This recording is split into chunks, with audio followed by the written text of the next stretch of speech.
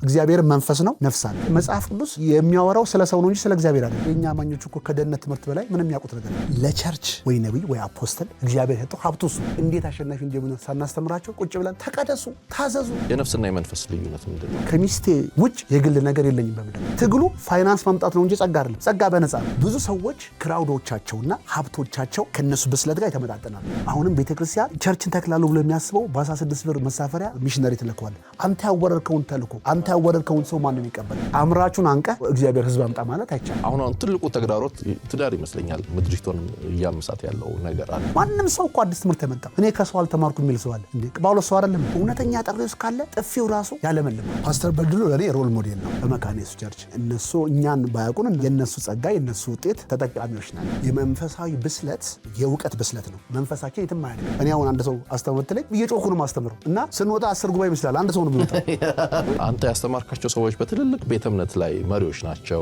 ገሌ ምንላቸው ወዳቸው ወንድሞቻችን ናቸው ብዙ በየክፍለ ሀገር ያሉ ፓስተሮች የነሱ ጩኸት መልስ ሰኔ ጋር እንዳለ ይሰማል ቸርች ውስጥ አቅም አለ ሁሉ ነገር የትም ፈረንጅም አያስፈልግም ትርፍ ጊዜ ወጥቶ ወንጌል መስበክ ተቃውሞ ያልደረሰበት አገልግሎት ያለ አይመስለኝም ተወግዞ ትክክል አይደለም ተብሎ አልፎ የቸርች አካሄድን አያውቅም ለዚህ ነው ቶሎ ብዬ ለመታወቅም ጊዜ ፈጀብኝ ማለት እኔ የማላስተምረውን ነገር የማያስተምርን ሰው ስተት ነኝ ብዬ እንድፈርጅ እግዚአብሔር አለቅነት ማድረግ አልሰጠም ፓስተሮችና የፓስተር ሚስትና ልጆች በብዙ ፋይናንስ እጥረት ስትራግል ያደርጋሉ ሜጋ የምትለው ወይም ደግሞ ብዙ ቁጥር ያለው ምዕመን አሁን በጣም ተፈላጊ አስተሳሰብ ነው ክርስትና ቀረ ድሮ ቀረ ይባላል ድሮም የእግዚአብሔር ቃል ስለተሰበከ ያንዳንድ ሰው የቦርድ ስብከት በሮብ ስብከት ተንጠላጥሎ ነው ያለው የሚመጣውን ንፋስ መቋቋም አልቻለም ብዙ ቸርች ያላቸው ሰዎች ለያ ፓስተሮቻቸው ቸርቹ ቢሰጡ ያርፋሉ ያስባሉ እንኳን ሀብቱንም አገልግሎቱንም ክብሩንም ቀድሜ በስዬ አገኘው አለኝ የምትለው ቤተሰብ ላይ የመስጠት ልምድ የሌለ ሌላ ነገር ላይ ይሰጣለው ብትል ሰጪ ሳትሆን ክብር ፈላጊ ነው አንድ አማኝ ደግሞ እንደ አማኝ በርዝራይቱን በትክክል አውቆ ህይወትን ኢንጆይ እንዲያደርግ ከመሰረት እንዲማር ትልቅ ፍላጎት አለ ብዙ ዶግማዎችና ብዙ ስተቶች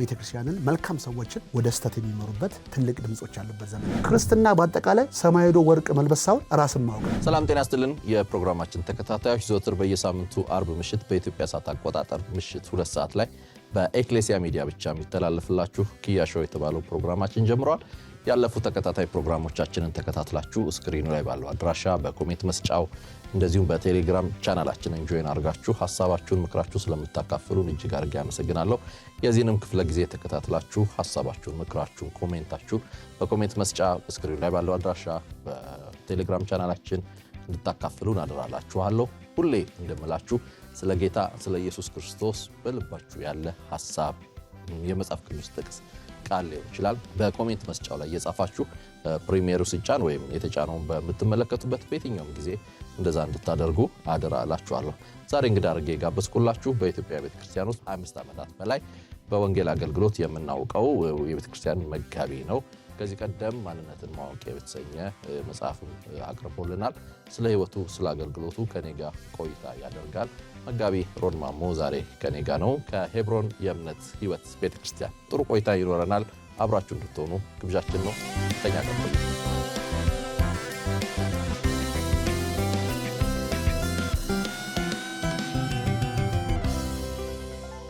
ፓስተር እንኳን ደህና መጣ እንኳን ደህና ቆየኛ ቢይ በጣም ረጅም ዓመት ትዩነቱ አለ ግን ቶሎ እንዴ አልተገናኘንምና ቴንኪው ስለመጣ እኔም አመሰግናለሁ ቢይ በጣም አመሰግናለሁ ከተማ አካባቢ ብዙ ከምን ወዳቸው ከምናውቃቸው አገልጋዮች መካከል አንዱ መጋቢ ሮን ነው ግን ከተማ መካከል ደግሞ ከማይገኝና ጸጥና ዝግ ብሎ ከሚጓሰው መካከል ግላዊ ባህሪ ሊሆን ይችላል ወይስ ለምንድነው ብዙ ጊዜ ማሳለፍ ፈልገው ከመወደው ነገር ጋር ነው አንደኛም ወደው ማገልገል ማጥናት ማንበብ ደስ ይለኛል ራሴን ማዳመጥ ደስ ይለኛል እና እንደዚህ ኢንፍሉዌንስ የሚያደርገኝ ታይም ላይ ስለማሳለፍ ብዙ ጊዜ እንደዚህ ሰዎች ጋር አልታይም ደግሞ የተወሰነ ደግሞ አብሬያቸው ማሳለፋቸው አብረው የሚያገለግሉ ከኔ ጋር አብዲ ነነባ ብዙ ጊዜ ቅርብ ሆኑ ሰዎች ጋር አሳልፋለሁና ኦልሞስት ታይሙም ቀኑ አትበቃም እንደ አንተ አይነት ሰዎች ጋር አይ ቲንክ ጨዋታም ስናደርግ ላይክ 24ቷ ሰዓት ወደ 25 ብትሸጋገር አይነት ነገሮች ይነሳሉ እንደ ጨዋታ ነገርና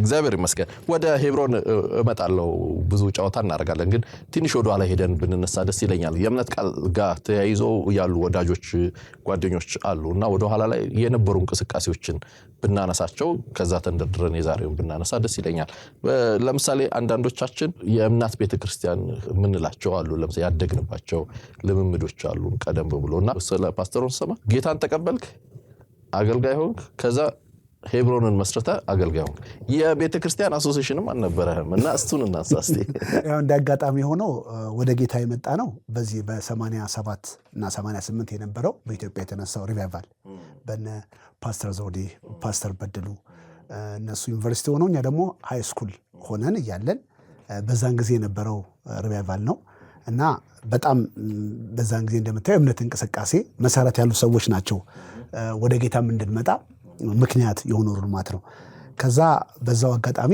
ያው የእግዚአብሔርን ቃል በደንብ እናነብ ነበር እንሰማ ነበር እንዲሁም ደግሞ ፓስተር በድሉ ከትምህርት ቤት ግሩፕ ውስጥ ለአገልግሎት እግዚአብሔር ይፈልጋቸዋል እነሱን አሰልጥን ፕሪፔር አድርጋቸው ብሎ እግዚአብሔር ተናግሮኛል ብሎ የተወሰነ ልጆችን አምጥቶ የኔ አጎት ቤት ውስጥ አልጋችን ላይ ቁጭ ብለን መኝታ ቤታችን እሱና ባለቤቱ ለ4 ወር ለ5 ወር በመንፈስ እንዴት መመራት ትችላላችሁ የሚለውን የክህነትን መጽሐፍ የዛን ጌታ እንደተቀበልን አካባቢ ያስተምሩን ነበር እና በጣም ለኛ ደስ የሚል ኢንካውንተር ታይም ነበር የዛን ጊዜ በጣም ዴሊ ነበር የሚያስተምረን መጥቶ ከዩኒቨርሲቲ እና ፓስተር ዮናታንም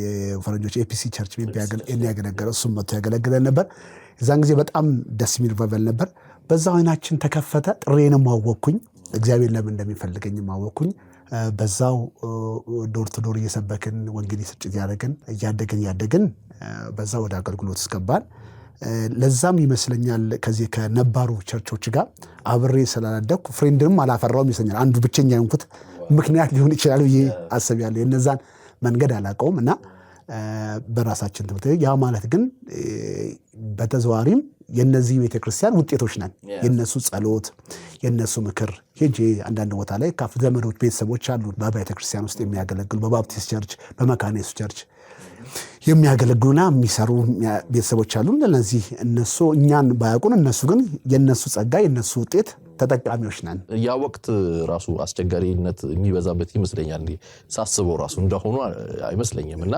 ወደ ጌታ ለመምጣት የተሳፍክበት የተለየ ምክንያት ነው ትምህርት ቤት ላይ ያለን ጊዜ በጣም ኃይለኛ ሪቫይቫል ነበር እኛ ያው በሃይ ስኩል ውስጥ ገና ጌታንም አናውቅም የራሳችን መንገድ እንሄድ ነበር ግን የዛን ጊዜ ወንጌል ይሰበካል ይጸልያል በጣም ደሳስሚ ሰዎች ነበሩ ከዛ ይሄ የነሱን መንገድ ተከትለን ስንሄድ የዛን ጊዜ ኮንፈረንስ ይደረግ ሐዋርያው ዘውዴ ተጠርቶ በሚያገለግልበት ጊዜ ኃይለኛ እሳት ነበር የሚወርደው ማለት ነው። እዛ በጣም ልቤ ተደሰተ ማለት ነው። እና ከዛ ሁለተኛ ደግሞ ከሱ በኋላ ደግሞ ወደ መካነ ኢየሱስ ቤተክርስቲያን ወደ ጌታ ሄዱት መኮንን እሳቸውን ደግሞ የቤተሰቦች አሉ አላልኩም እነሱን ለማድረስ እንሄድ አይ ነበር ማለት ነው። እና ኃይለኛ የሆነ ሪቫይቫል ነበረበት ጊዜ ነበርና የዛን ጊዜ ያንን ኢንፍሉዌንስ ይኖርብን በጣም መጽሐፍ ቅዱስን በጣም ማንበብ ጀመርን። መጽሐፍቶችን ማንበብ ጀመርን። ከዛ ዴሊ መጸለይ ነው ማንበብ ነው እግዚአብሔርን ቃል። ከዛ የዛን ጊዜ ደግሞ ነኬንታ ቡኮች ደግሞ ብዙ በነ ጆን መሐመድ የሚያገለግል ልበድሉ ምናምን በእጃቸው ነበረ። እሱን እያነበብን በጣም ደስ የሚል ጊዜ ነበረን። ያ መሰረት ስለሆነን ነው ወደዚህ አይነት የማቋረጥ ኮሚትመንት ውስጥ የገባ ነው ማለትና ሪሊ የራሱ የእግዚአብሔር መንፈስ ኢንፍሉዌንስ በላያችን ላይ ነበር። ራሱ በቃ መማር እስከማቅተኝ ድረስ ማለት ነው። ትምህርቴንም አቋርጬ ማታ ነው የጀመርኩት። ወደ 11 ክፍል ላይ በቃ አቋረጥኩና በቃ ማገልገል አለብኝ በቃ ጥሬ ነው። ለምን ዴል እንደናይት ማሰው እሱ ነው ማለት ነው። ጠዋት ማታ ከዛ እንመሰክራለን። ሰዎች ቤተሰቦች ዙሪያ ጓደኞች ዙሪያ በየቀኑ ሰዎች ጌታን ይቀበላሉ።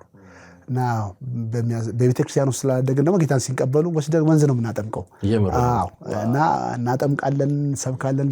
እኔ ቦታ ላይ በቃ በየሻይ ቤቱ በየቦታው በምን በጣም ብዙ ሰው ጌታን የተቀበለ ጊዜ ነበርና ያ ታይም በጣም ያስደስታል። አስታውሳለሁ። ለምሳሌ እኛ ልጆች ነን እዛ አካባቢና ያን የነበረው ነገር በአንድም በሁለትም ንግግሩ ድምፁ ይመጣ ነበርና ግን ባነሳ ደስ የሚለኝ ነገር ምን የተለየ ኳሊቲ ነበረው ያ ትውልድ። ለምሳሌ ንባብ ላይ በጣም ጥሩ እንደነበራችሁ ሰማለሁ። በተለይ ደግሞ አግሬሲቭ የሆነ የወንጌል ምስክርነት ስራ የመስራት ነገሮች ነበሩና ምን የተለየ ታይም በጣም ካየሁት ነገር ሁሉ ሰው ምንም አይነት የገንዘብ የክብር ኒድ የሌለበት ብቸኛ በራሱ ዋጋ ምን ዋጋ ቢያስከፍል ሁሉን ትቶ ለወንጌል በጣም የተሰጡ ሰዎች ያሉበት ታይም ነው። እና ደግሞ ከእንደገና እንዳልኩ መጽሐፍ ቅዱስን በጣም የሚነበበ ዲግ የሚደረግበት ጊዜ ሆነ ተብሎ ራሱ እነ በድሉ ሲያስተምሩ ማታ ራሱ ያዳር ፕሮግራም የማንበቢያ ጊዜ ነበር። ባይብልን ሁላችን ቁጭ ብለን ከማታ ከ4 ሰዓት እስከ 12 ሰዓት ድረስ ዮሐንስ ወንጌል ይነበባል። ከዛ መጽሐፍት ይነበባል። ዴይሊ እሱ የሚወራው ወሬ ተሳስቶ ሌላ ነገር አይወራም። ሙሉ በሙሉ አንዱ ያነበበውን መጽሐፍ እያተነባበብን ሼር ይደራረገን። ከዛ በኋላ ትርፍ ጊዜ ወጥቶ ወንጌል መስበክ መጸለይ ነው። ሌላ መሀል ላይ የሚገቡ ምንም አይነት ይሄ ለምሳሌ ለ5 ለ6 ዓመታት ሳያቋርጥ ይሄዳል። ኮንፈረንስ ትካፈላለህ፣ ሄደህ ትመጣለህ፣ ታያለህ፣ ትጸልያለህ፣ ትሰብካለህ። ሌላ ነገር ምንም የለም። ከዛ አንዱ ካንዱ ምግብ መጥቶ ሼር የተደራረገ የሚሰበክበት ጊዜ ነበር ማለት ነው። እና እነ ፓስተር ፍጹም ፓስተር ሳሚ ምናምን ደግሞ በጣም ፉል ኦፍ እንትን ከተማን በሚያናውጥ መልኩ የሚሰብኩ ነበር። ከኛ ደግሞ እነሱ አድቫንስድ ነበሩና ያ ነገር በጣም ያስደስታልና ያ ፒክቸር ስላለ ይሄ እነ በድሉ እነ ፓስተር ዘውዴ ምናምን ይሄን ስለሚያደርጉ በቃ ይሄንን ነገር ከመሆን ውጭ ሌላ ነገር የምትመኘው ነገር የለም። እኔ በህይወቴ በቃ ሆኜ ማለት የምፈልገው ገንዘብን ትምህርት ራሱ እስኪያስጠላኝ ድረስ ማለት ነው። ይሄን ልሁን ብለህ ከዛ በኋላ ነው ቤተሰቦቻችን ትምህርት እንደተሆነ ስላሰቡ ነው ወስደው ወደ ገራሽ አስገብተው ትንሽ ያረጋቡን ማለት ነው። እና እነዚህ ልጆች ሌላ ነገር ተብሎ ይሄ ነውና በጣም ደስ ይላል።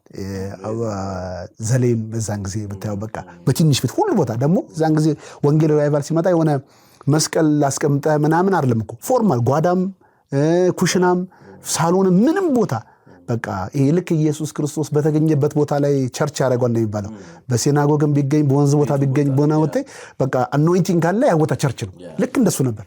ኤኒ ፕሌስ የመንፈስ ቅዱስ በወንጌል ነው እና ያ በጣም ደስ የሚል ኳሊቲ ነበር። ሐዋርያ ዘውዴን አነሳ። በጣም በልቤ ሁል ጊዜ ያለ ሰው ነው። እኔ መጀመሪያ ቀን ሙሉ ወንጌል ሲሄድ እያገለገለ የነበረው እሱ ነውና ሁል ጊዜ ያለ እና ደግሞ በተለይ በዚህ በቤተ ክርስቲያን አገልግሎት ውስጥ ስሙ ተደጋግሞ ይነሳል። አሁን ቅርብ ጊዜ ሬማ 30ኛ ዓመታቸውን አክብረዋልና ያን የነበራችሁን ነገር አንሳለኝ። ከእሱ ጋር በተለይ ከፓስተር በድሉ ጋር የነበራችሁ ነገር። ፓስተር በድሉ ለኔ ሮል ሞዴል ነው። ሐዋርያው ዘውዴን 3 ጊዜ ነው ያየሁት።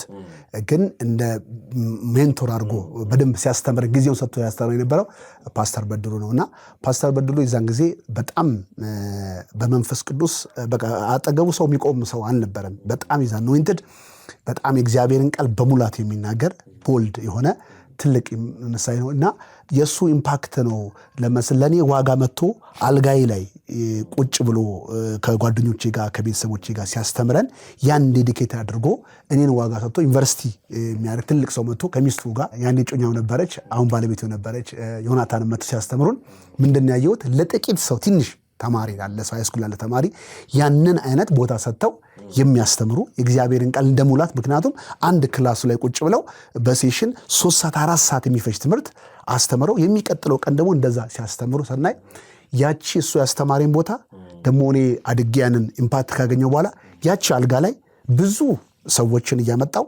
ደህንነት አስተምር ነበር፣ መንፈሳዊ ግሮዝን አስተምር ነበር። ያን ቦታ አስተምር እና ለአንድ ሰው ቦታ ኮተቤ ቢጠሩኝ ሆነ አገልግሎት አለኝ ብዬ የሚሄደው ማላልባት 4 ሰው 5 ሰው አይደለም አንድ ሰው አገለገለኝ ነበር ማለት ነው።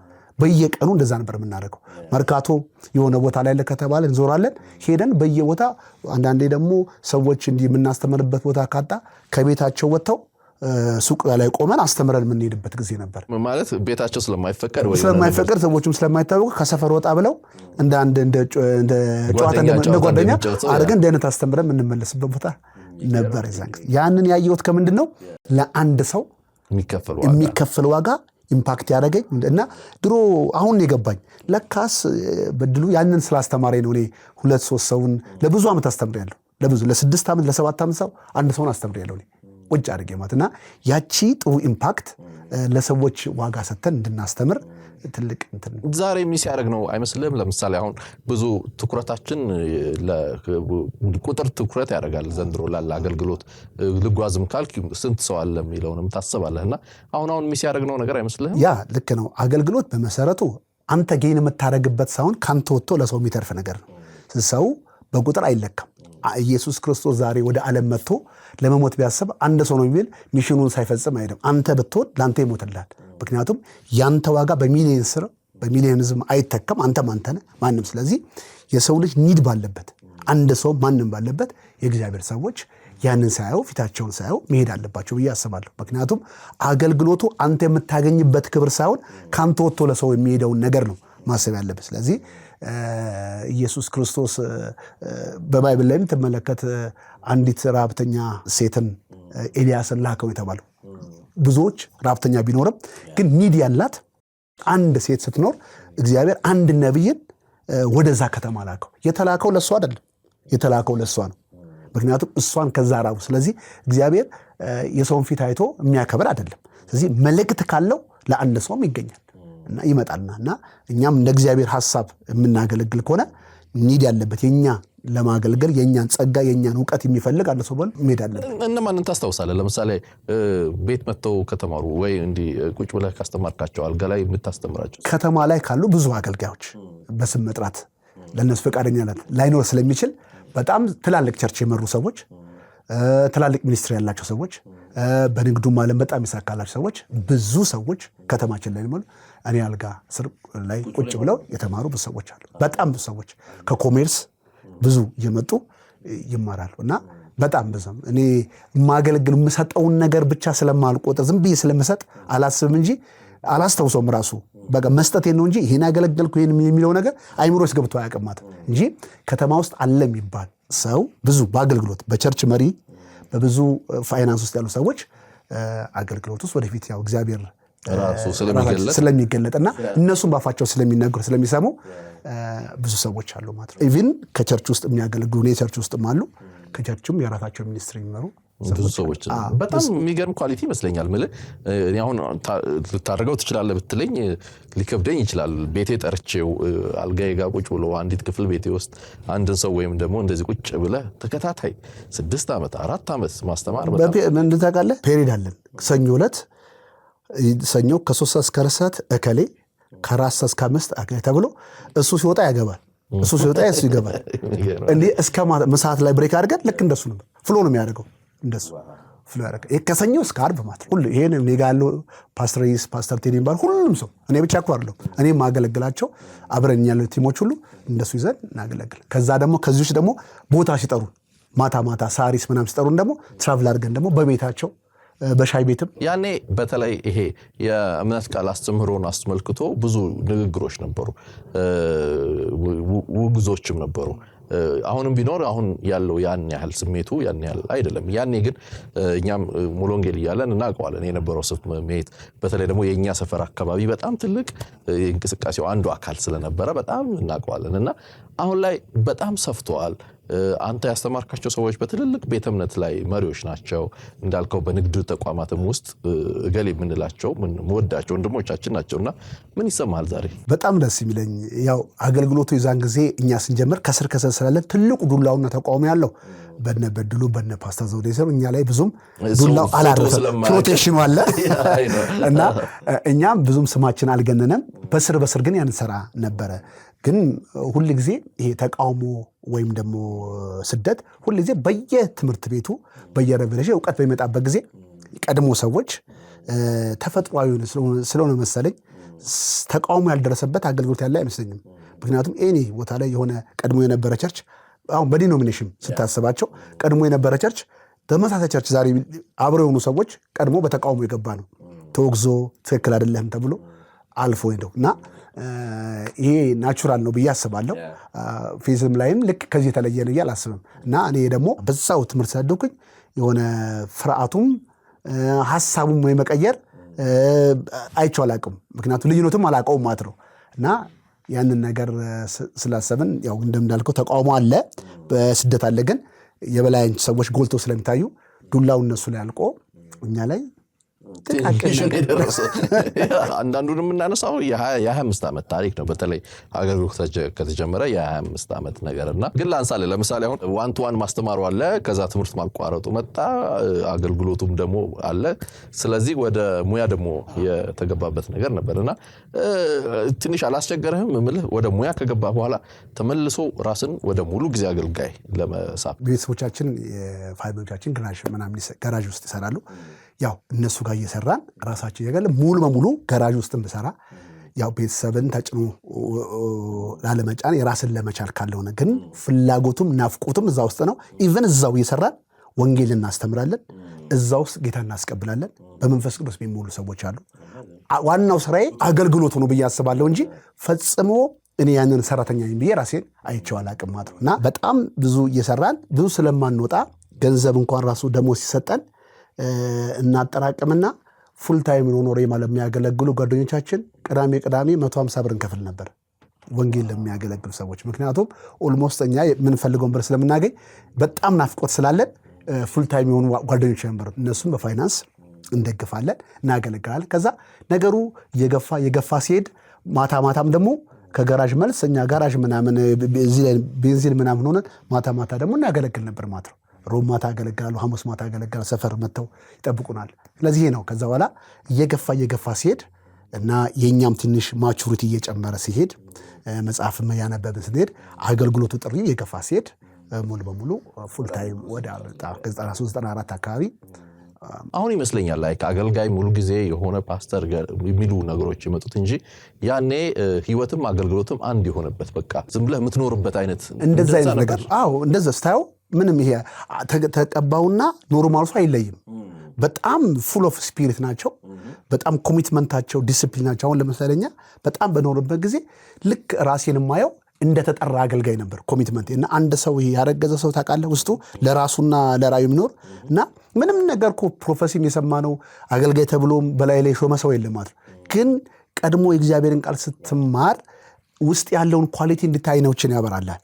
ከዛ ራሴን እንደተራሰው አይቻል አቅም የሆነ ሚሽን ያለው ሰው ስለማስብ ምንም ነገር ባላገለግል እንኳን አካሄዴ አገልጋይነት ኳሊቲ ነበር።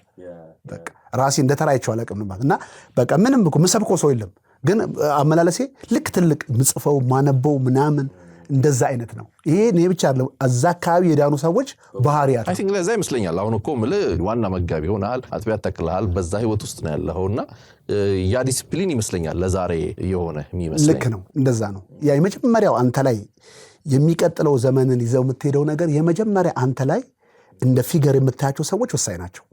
እነሱ ሰዎች የሚያሳዩትን ባህሪያትን ሳታውቀው እንደ ዲኤንኤ ትካፈላለህ። ፓስተር ስብከት ብቻ አይደለም ዌይ ኦፍ ላይፉን ምትቀርጸው ማለት አሁን አንድ ሰው ማስተማር ሳላውቀው ውስጥ የተከተለብኝ በድሉ ነው። ምክንያቱም ለአንድ ሰው ይሄን ያህል ዋጋ ከፍሎ ቆሜ እኔ አንድ ሰው አስተምርትለኝ ቁጭ ብዬ ማስተማር አልችልም። ቆሜ ነው ማስተማር፣ እየጮኩ ነው ማስተምረው እና ስንወጣ 10 ጉባኤ ይመስላል አንድ ሰው ነው የሚወጣው። በደም እያልኩ ነው። ለምን ያንን አይነት መንፈስ የተለመድከው። አንዳንድ ሰው ደግሞ ትልቅ ጉባኤ ያስተማረ ሰው አንድ ሰው አስተምርትለው ፍሎ ራሱ አይመጣለትም። ምንም እኔ የመጨረሻውን ትምህርት ነው ማስተምር አለኝ የምለውን ማተረበለሽ በጣም ደስ ይላል እና እንደዚህ ነው። እና ያ ፓተርኑ በጣም ወሳኝ ነው። አጠገብ ሲምቦል የምታደርገው ሰው ስለ ገንዘብ፣ ስለ ሜሬጅ፣ ስለምን ያለውንም ያንን ሐሳብ ንጹህ በነበርክበት ጊዜ የሚጽፍበት እሱ ነው። አሁን እኛ የሚያስተምሩ ሰዎች ለገንዘብ የማይስገበገቡ ኢኖሰንት የሆኑ ሰዎች፣ ጋብቻ ላይ በጣም ጥሩ የሆኑ ሰዎች፣ ስለ ገንዘብ ምንም ግሪድ የሌላቸው ገንዘባቸውን ከፍለው የሚያገለግሉ ሰዎች ስላለን ኢቭን እኛ ብዙ ዓመት ስናገለግል መባ እንኳን መሰብሰብ አናውቅም ነበር። በቃ ሰተን ነበር የምናገለግለው፣ ራሳችን ነበር የምናገለግለው ምንም ነገር እና አገልግለ ሰውየው ተጠቀመ ነው እንጂ ምን ተጠቀምኩ የሚባል ነገር የለም ማለት ነው። ኢቭን በጣም ሳገለግል ሩቅ ቦታ አገለግላለሁ። ከዛ አገልግዬ ስወጣ በእግሩ ሄዳል ብለው እንኳን ትራንስፖርት እንዳይዙኝ ከዛ ወደ ግራ የሚሄዱ ከሆነ ወደ ቀኝ መጀመሪያ ታጠፋለሁ። ወደዚህ ሄዶ ብዬ እነሱ ከሄዱ በኋላ ነው በእግር የሚሄደው። ምክንያቱም ችግሬን እንኳን አልናገርም። ለምንድን ነው በቃ ለሰዎች በቃ እግዚአብሔርን አምኜ ወጥቻለሁ። ፕሮቫይደሩ እግዚአብሔር ነው። አንዳንድ ጊዜ ችግርን በመሸጥ እኮ ገንዘብ ማግኘት አለ። እኔ እኮ በእግሬ እየመጣሁ ነው ማገለገሉ እናንተ ደልቷቸው ነው ብሎ ሰውን ማኒፕሌት ማድረግ እንዴት ሀሳብ እንኳን ራሱ የለም ማለት ብራብ እንኳን ደስ ይለኛል ማለት ነው የእውነት ማለት ነው። እና እንዲህ አይነት ኮሚትመንትን ያየኸው ፊገር የሆነ ሰው ነው። ያ ሰው ወሳኝ ነው። ኤርሊ ኤጅ ጌታን ተቀብለ የምትሄድበት ሰው የምታየው ሰው ለአንተ በጣም ለነገ ወሳኝ ነው። እዚህ ጋር የሚጨቃጨቅ የሚያማ ገንዘብን የሚታገል ምናምን ሰው ከሆነ ሳታውቀው ንጹህ ስለሆንክ በዛ ኢንፍሉዌንስ ትላለህ። በቃ እኛም ደግሞ እንዲህ አራዳም ስላልሆን ደግሞ እነሱም የጎዱን ነገር እኮ አሉ። ደግሞ የሆነ አንድ ሰው ቁጭ ብሎ ማስተማርን ብቻ ስላስተማሩን ዲዛይራችንንም አንድ ሰው አድርገውብናል። ይህም አንዱ ጉዳት ነው። አንዳንድ ሰው ደግሞ ትልቅ ጉባኤ የሚያስተምር ሰው አሶሴት ያደረገ ፓስተር ትልቅ ጉባኤ ካላገለገልኩ የሚል እምነት ስለሚኖረው ከኛ የተሻለ እውቀት ቢኖርም ትልቅ ጉባኤ ያገለግላል። ለምን? ከዛ ሰውዬ የተካፈለው ያ ስለሆነ ማለት እግዚአብሔር ምርጫው ነው። አንድ ሰው ማገለግላለሁ ካልክ አንድ ሰው ይሰጣል። 1000 ስጠኝ ካልክ ዋው በጣም ደስ የሚል ነገር እያጫወትከኝ ነው ፓስተሬ። ላንሳለህ ግን ምለ እናንተ ያ ነገር አይኖር እንጂ እኮ ፕሮቪዥኑ አሁን ስትመለከት ከእግዚአብሔር የጎደለ ነው ያላም ምንም የጎደለ ነገር ምንም የጎደለ ነገር ንጹህ ሆነ አንተ ራስህ። እኔ አንዳንድ ጊዜ ሁሌ እላለሁ እንኳን ሀብቱንም አገልግሎቱንም ክብሩንም ቀድሜ በስዬ አገኘሁት። እኔን የሚቀድም ክብር እኔን የሚቀድም ብለሲንግ እንዲመጣ አልፈልግም። እኔ ማኔጅ የማደርገው እኔ ማቹር ዶኜ በእኔ ስር ገቨርን የማደርገው። ስለዚህ አንዳንድ ጊዜ ዛሬም እንዲህ አይነት ነገር ላይ እንድገኝ በቃ አሁን ዛሬ እኔ 30 ዓመት ኦልሞስት ሆኖኛል ጌታን ከተቀበልኩ ጀምሮ ሳገለግል። ግን አሁን መስራት አይደለም ማገልገል አይደለም መስበኬን እንኳን ፊል አድርጌው አላውቅም። ምንም የሰራው አይነት ስሜት አይሰማኝም። ልክ አዲስ ሚኒስትሪ የከፈተ ሰው ነው ዛሬም ስሜቴ። ትላንትና አዲስ ሚኒስትሪ እና የኋላ ታሪክ ምሰርታር ምናምን ብትለኝ ምንም ያልሰራሁት ነው ብዙ ብዬ ማስበው እንጂ የሰራሁት ማይንድ ውስጥ ገብቶ አያውቅም። ይሄ መድከም፣ መታከት፣ ፌድ ማድረግ ምናምን ይህን ስለ ግን ብዙ ገንዘብን አተን ብዙ ክራይ ተሰቃይተን ብዙ ቻሌንጅ ያሳልፈናል። ግን እውነተኛ ጥሪ ውስጥ ካለ ጥፊው ራሱ ያለመልማል፣ ቻሌንጁ ራሱ ከፍ ያደርጋል። በደንብ ነው ሞዲፋይ የሚያደርግ እና ዛሬ ኢማቹር እንደሆነ ሳትበስል የመጣው ነገር የበለጠ እንድትጎብጥና እንዲያውም ፍጻሜ ሞት እንዲፈጥን ያደርጋል። እችን ከዘሌን የሰማሁት ምን ያለ መሰለ፣ ስጋና አጥንቱ አብሮ ኮምፓተብል መሆን አለበት። አንዳንድ ሰዎች አካላቸው ከአጥንታቸው በላይ ስጋ ስለተሸከመ አጥንታቸው ቤንድ ያደርጋል፣ ፍረስትሬት ያደርጋል። ለምን? ስትራክቸሩን አካሉን ወይም ስጋውን የሚሸከም ይችላል አጥንት ነው። ስለዚህ አሁንም ብዙ ሰዎች በቸርች ውስጥ ትልቅ ጉባኤ ቢኖራቸው ግን ያን ጉባኤ ሊይዝ የሚችል ውስጣዊ አጥንታቸው ምንድነው? ዊክ ነው። ስለዚህ የመጣው ክራውድ የመጣው ህዝብ ሰብሯቸው ይሄዳል። ነገ እንዳይነሱ ፍጻሜያቸውን ይህንን የዛሬ 20 ዓመት በላ ነው የተናገረው። እኔ አንዳንድ ነገር አይረሳኝም ማለት ያው ሜክሲኮ አካባቢ የተናገረው ማለት ነው ሐዋርያው ዘሬ ማለት ነው። እና ይህንን እና ልክ እንደሱ ነው። አሁንም ብዙ ሰዎች ክራውዶቻቸውና ሀብቶቻቸው ከነሱ ማቹሪቲ ጋር ከነሱ ብስለት ጋር የተመጣጠነ አይደለም። ስለዚህ ብሩ ኖራቸው እንደ ድሃ ነው የሚያስቡት። ሚሊየን ህዝብ ኖራቸው ምንም ኢንፍሉዌንስ እንደሌላቸው የሚያስቡት። ሲደባደቡ ሲጨቃጨቁ እንታያቸው። ያለህን እኮ ኳሊቲ ያለህን ሀብት ያለህን ግሎሪ ማወቅ ራሱ እኮ ማቹሪቲ ነው። ስለዚህ ያ ማለት ምንድነው? ኮምፓተብል የሆነ አንተና ውጤትህ እኩል ስትሆን ወይ ደግሞ አንተ ኢን አድቫንስ ከፍ ስትል አስተዋይነት ትጠቀምበታል፣ ትሄድበታለህ ብዙ እና አያለብህም ማለት ነው። አያስጨንቅህም። ከዛ አሁን እነሱ ውጫዊ ቻሌንጅ አይደለም የገዛ ስጋቸው ነው እያስላባቸው ያለው። ያ ማለት ቸርቹ ክራውድዱ እላያቸው የሰጠለ። ስለዚህ የሚታገሉት ከቻሌንጅ ጋር ከገዛ ስጋቸው ጋር ከገዛ ውጤታቸው። እነዚህ ሰዎች የትም አይሄዱም። በችግር አይደለም በገዛ ውጤታቸው የታሰሩ ናቸው። በገዛ ውጤታቸው ታዳፍነው ነገ ድብና አድርገው ከነፃው ነው ከተቸገሩት በላይ ባላቸው ውጤት እንዳይገኙ የሚጠፉ ሰዎች ናቸው። ስለዚህ ያንን ነገር አስተውሎ ውስጥን መገንባት አስተዋይነት ይመስለኛል ማለት ነው። ዛሬ እኔ ራሴ ማስታወሻ ይዤ ቁጭ ብዬ በደንብ ብማር ሌክቸር ማድረግ ነው የሚያወጣኝ ብዬ እያሰብኩ ነው። ወደ ቤተክርስቲያን ተከላ እንዴት ገባህ? ለምሳሌ ሄብሮን የእምነት ህይወት ቤተክርስቲያን አሁን በጣም ቆንጆ ትልቅ ቤተክርስቲያን ናትና እንዴት ወደዛ ጉዞ ገባህ? በጣም በጥሩ አይን ከፋሽ ትምህርት ስለተማረን አርሊ ኤጅ ነው ጥሬን ያወቅኩት ውስጥ ወደዚህ እና ግን እንደዚህ ሼፕ አድርጎ አገልግል ምናምን የሚለን ሰው ስለሌለ ብዙ በቸርቹ ስላታቀፍኩ ግን እንዴት ፎርም ጠብቄ እንደማገለግል አላውቅም።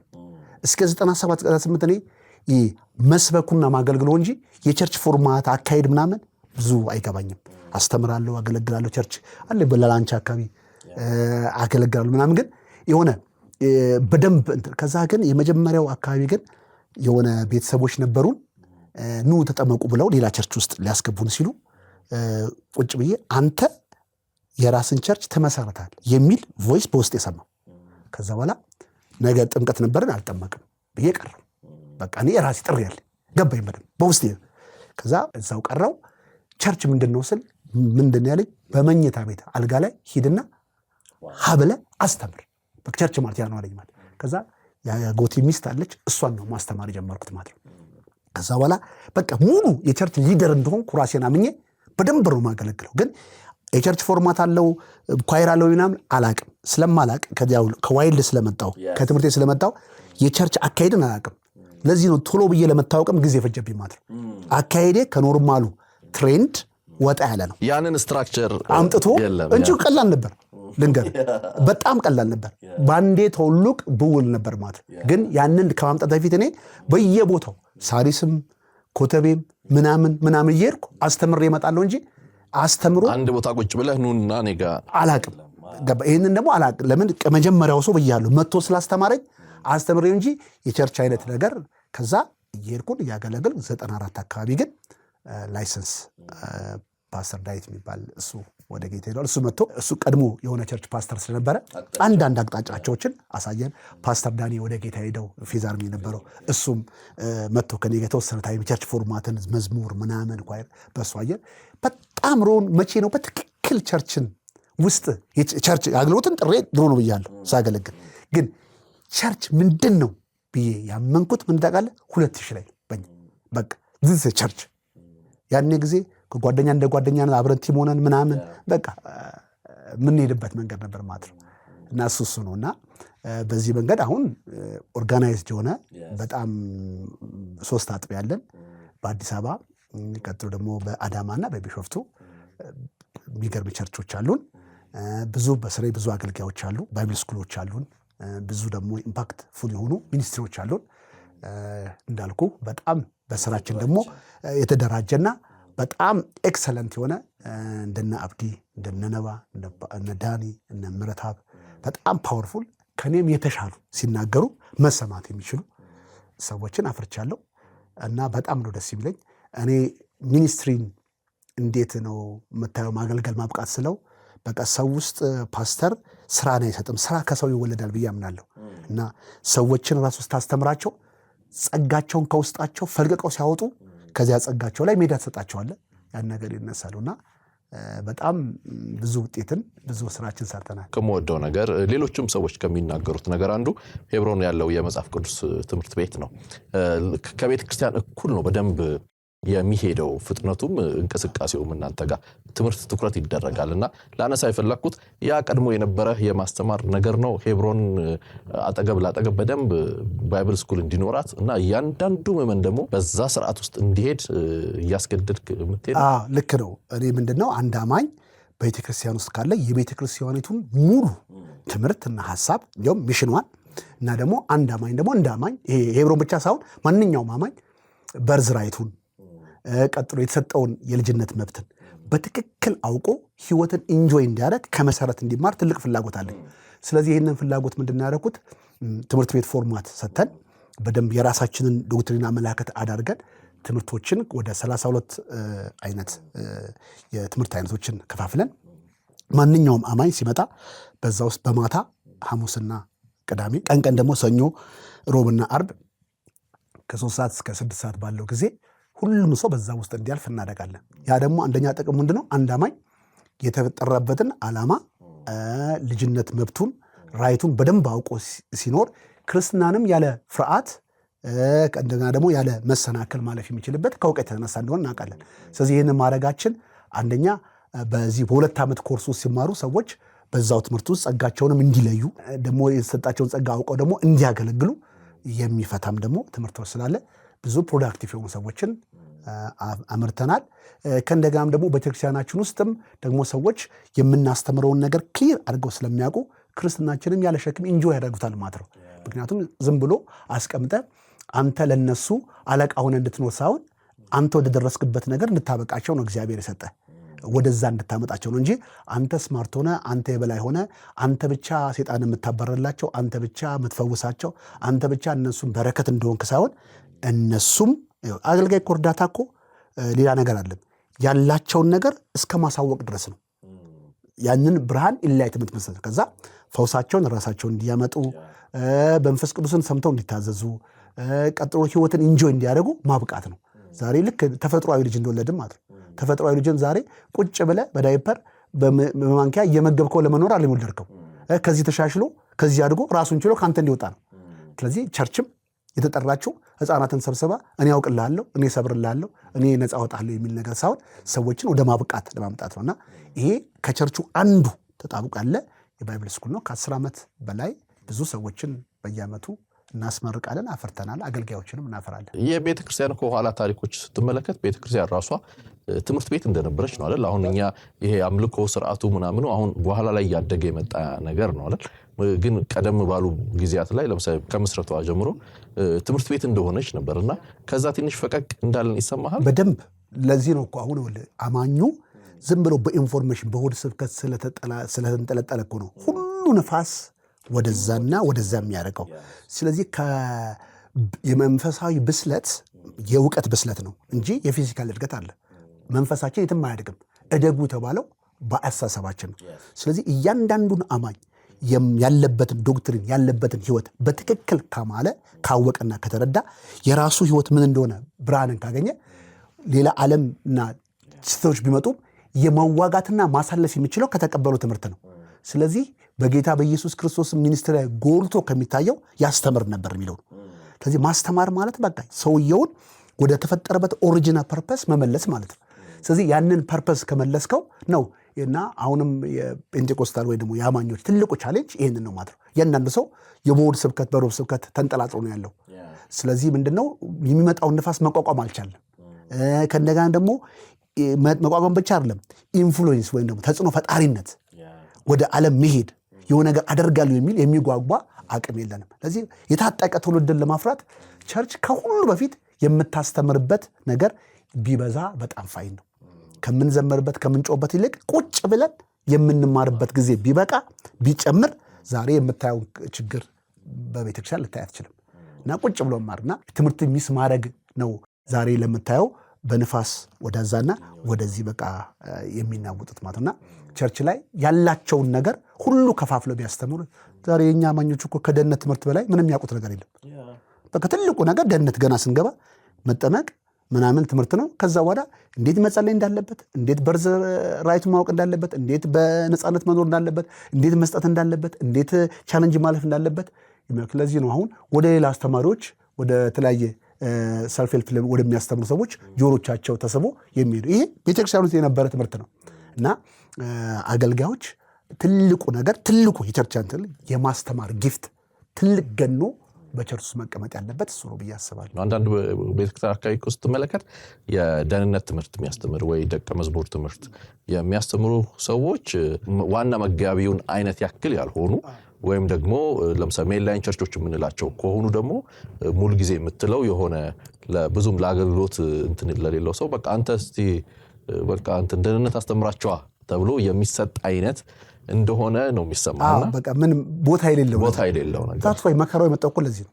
ዛሬ ለምታየው የሞራል የቻሌንጅ ውድቀት ተላልፎ የመጣው ሰው እኮ የሚኖረው በሚያውቀው ነገር ነው። ሳታሳውቀው ሊኖር አይችልም። ያለመገብከው ሊኖር አይችልም። ስለዚህ ኑሯችንን ለመለወጥ ካስፈለገን መጀመሪያ የምናስገባውን ነገር መለወጥ አለብን። ትክክለኛ ነገር ኢንቨስት ካደረግ ከዘራህ ከዛ በኋላ ሰው የተዘራበትን ያየውን ነገር የሚቀጥለው መኖር ይጀምራል ማለት ነው። አሁን ግን እኛ እንዴት እንደሚኖሩ እንዴት እንደሚያገለግሉ እንዴት አሸናፊ እንደሚኖሩ ሳናስተምራቸው ቁጭ ብለን ተቀደሱ፣ ታዘዙ፣ ተባበሩ ትላቸዋል። ለምን እንዴት ይሆናል? እነሱ ግን ሰው አላስተማርከውም ማለት ያለ ትምህርት አይኖርም ማለት ነው። ሌላ እንዴት እንደሚጠላላ እንዴት እንደሚዋሽ እንዴት እንደሚዘሙት የሚያስተምረው ሌላ ትምህርት አለ።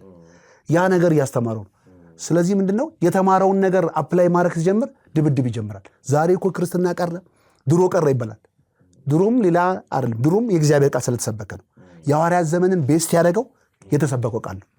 በሐዋርያም ዘመንም እግዚአብሔር ነበር፣ ዛሬም ነበር ማለት ነው። ስለዚህ ካልተሰበከ ቃሉ በሙላት እስካልተናገረ ድረስ ያንን ህይወት በዘመን ስለኖር አይችልም። ስለዚህ ከዘመን ዘመን አይበላለጥም። ሁሉ ዘመን አንድ ነው። ግን በዘመኑ ላይ የሚገለጠው የሚታወቀው ጎልቶ የሚሰበከው ስብከት ዶሚናንት የሆነ ሰዎች ልብ ውስጥ የሚቀመጥ ነው ማለትና ቃሉን ከፍ አድርጎ በደንብ የእግዚአብሔር ዊዝደም በየትምህርት ቤቱ በደንብ አድርጎ ቢሰበክ ኖሮ ዛሬ የተረጋጋ መሮጥ የሚችል አቅም ያለው ጠንካራ ዛሬ ብዙ ባለ ሀብቶች አሉ፣ ብዙ ባለስልጣኖች አሉ። በቤተክርስቲያን ውስጥ ያሉ ሰዎች ግን ሀብቶቻቸውንም አይደንቲቲያቸውን በደንብ አውቀው ስለማይናገሩ ለቤተክርስቲያን በረከት አልሆኑም፣ ለቤተክርስቲያን ትልቅ ፈውስ አልሆኑም። ምክንያቱም በቸርች ውስጥ የሚማሩት እንዳልኩ ቅድም ያቺ የደህንነት ትምህርት ይማራሉ። ከዛ የደህንነት ትምህርት ደግሞ ከሆነ ሃይማኖት እንዲያልፉ ያደርጋቸዋል። ግን ህይወትን እንዴት እንደሚመሩ ቻሌንጅ ሆነባቸው። ስለዚህ ያንን ነገር ቸርች ቆም ብላ ወደዚህ ብትመለስ እንጂ ይህን ሚስ አድርገን በየስቱዲዮም እየተሰበሰብን ብናለቅስ ማረም ብንል እግዚአብሔር ምን የወሰደብን ነገር አለ? ሁሉን ሰጥተናል። ጭቅጭቅ፣ ጥል፣ አለመከባበር የመጣው ሰው ከእውቀት ማነስ ነው። አንደኛ ቆሮንቶስ ላይ ምዕራፍ 3 ላይ በመካከላችሁ እንደ መንፈሳውያን ላያችሁ አልችልም አይደል ያለው? በመካከላችሁ ቅናት፣ ክርክር፣ አድመኝነት ካለ ምን ሆናችሁ? ሕፃኖች መሆናችሁ አይደለም ወይ? አየህ። ስለዚህ የሕፃንነትን ስቴጅ ደግሞ ፓስ ማድረግ የምትችለው በእውቀት ብቻ ወይ በማደግ ብቻ።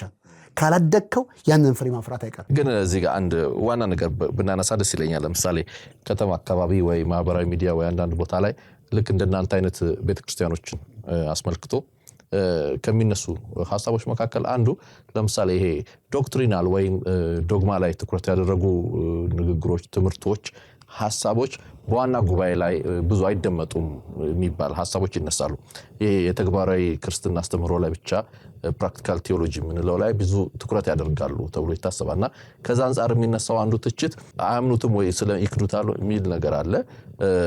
እኔ ላነሳለን ፈልገው ያ በእርግጥ ስለማይታመን ክደት ስላለ ወይስ እንዲህ አይነት አስተምህሮችን በተቋም ደረጃ ወይ በኮሌጁ በውስጥ ባሉ ስርዓቶች አድርጎ ፕራክቲካል የምንለውን ቴዎሎጂ ወደ ዋና ጉባኤ በመምጣቱ በየትኛው ነው ቆንጆ? ለምሳሌ ጉባኤ ከባህር አዲስ ሰዎች ይመጣሉ፣ ኢንቫይትድ ገስት ይመጣሉ፣ የተለያዩ ማቹሪቲ ያሉ ሰዎች ይመጣሉ። ስለዚህ ጉባኤ ላይ ሞር ኢቫንጀሊካል እና ጌታን ሊያስቀብል የሚችል ሰዎችን ኢንስፓየር ሊያደርግ የሚችል ትምህርቶች ብትመራ ኦዲየንስን ጥሩ ታርጌት ይኖረዋል ብዬ አስባለሁ።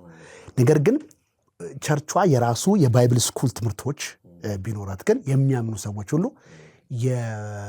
የምናምነውን የእምነት ዶክትሪን በግልጥና በሙላት በስፋት መማር አለበት ብዬ አስባለሁ። እሱ በጣም ወሳኝ ነው። ምክንያቱም ነገ ብዙ ዶግማዎችና ብዙ ስህተቶች፣ ብዙ ትምህርቶች መጥተው ቤተክርስቲያንን መልካም ሰዎችን ወደ ስህተት የሚመሩበት ትልቅ ድምፆች ያሉበት ዘመን ነው። ስለዚህ ያንን መከላከል የምትችለው እከሌ ስህተት ነው ብለህ አውጃ አይደለም። አንተ የተጠራውን ሰው ያመንከውን ነገር በትክክል እንዲያውቅ አስተምረ፣ ዲቫይድ አድርገህ አስተምረ፣ በእውነተኛ ትሩዝ ላይ በማወቅ ነው ከውሸት የምትታደገው። ስለዚህ በአማኞች ወይ ቤተክርስቲያኖች የራሳቸው የሚያምኑትን ስኩሎች ቢኖራቸውና ያንን ደግሞ በግልጥ የሚያምኑትን ትምህርት ፈትፍተው ቢያስተምሩ።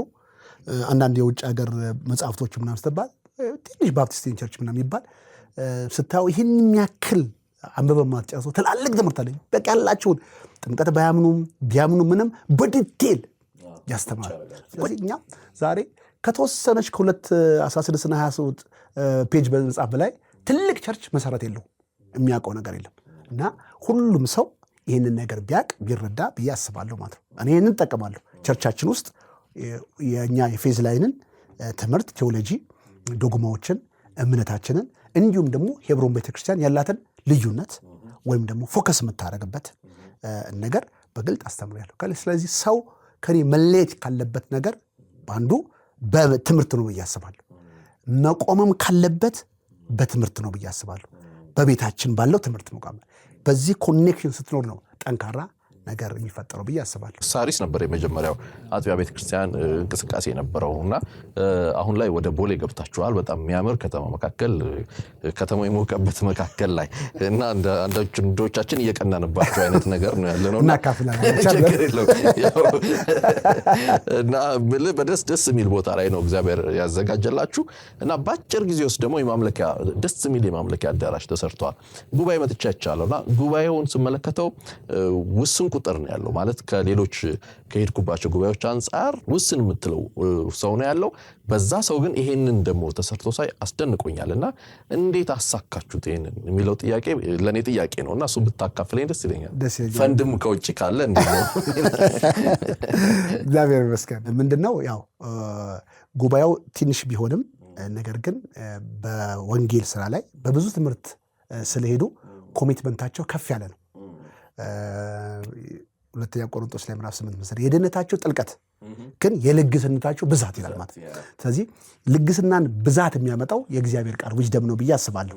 እና ቤተክርስቲያናችን ውስጥ ያሉ ሰዎች ብዙ ዓመት ከኛ ጋር ያሳለፉ በጣም ጠንካራ አማኞች ስለሆኑ ለምናመጣው ፕሮጀክት እና ደግሞ ስራ በጣም ከልባቸው ወርቃቸውን ያላቸውን ነገር በመስጠት በመጀመሪያው እኔም ይህን አገልግሎት ስንጀምር መኪና ነበረኝ። እሱን መጀመሪያ እኔ ሸጥኩት ማለት ነው።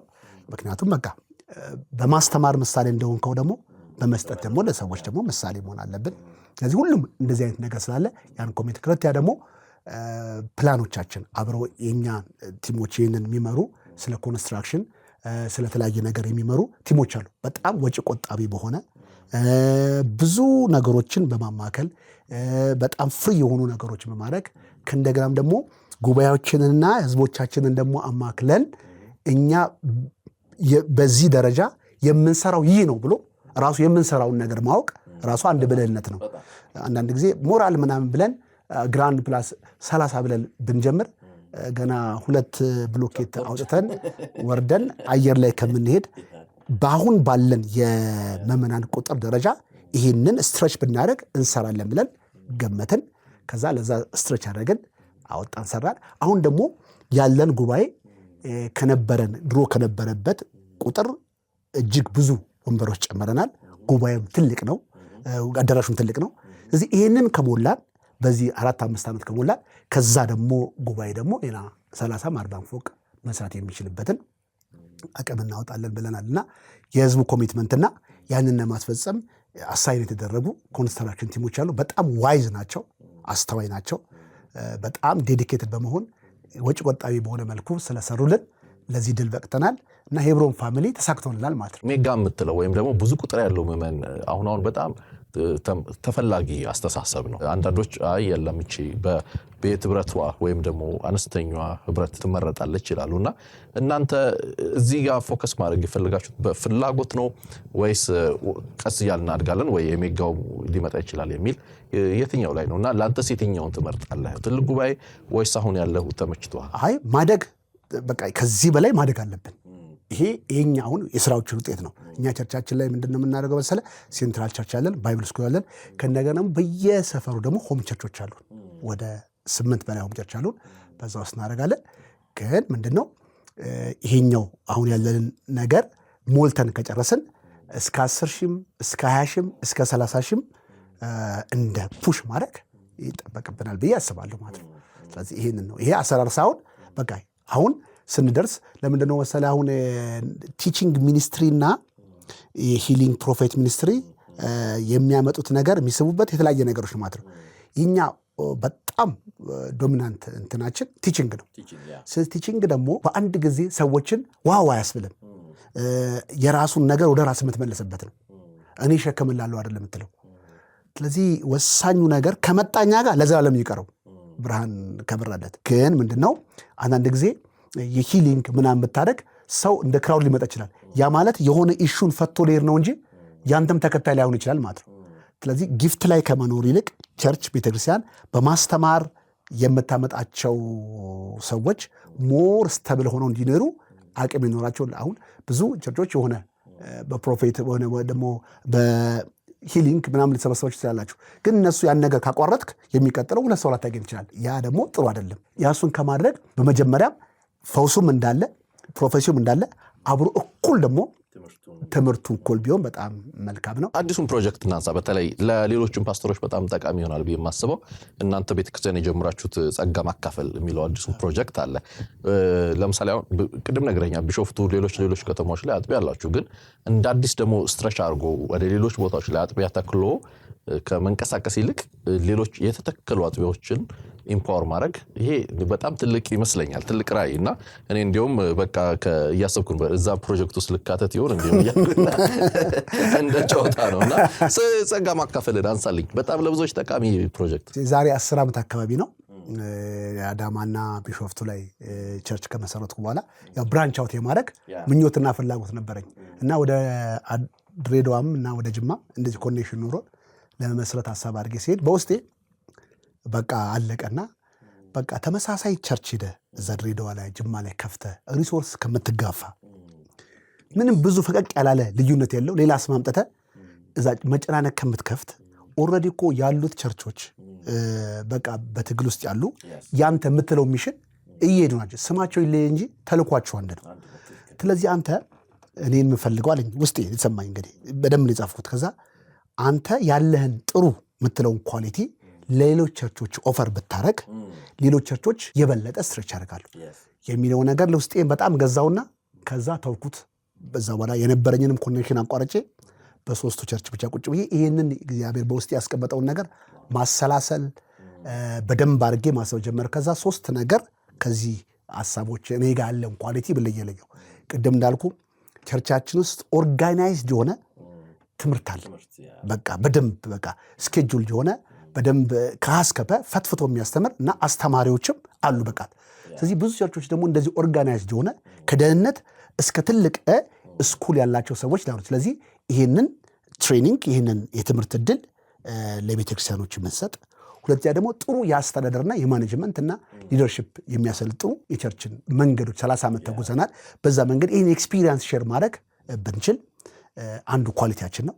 ሶስተኛ ደግሞ እግዚአብሔር በፋይናንስ ባርካለሁ ብሎኛል እና እግዚአብሔር አሁንም በዚህ ቦታ የሰጠን ነገሮች ምልክቱ አንዱ ነው።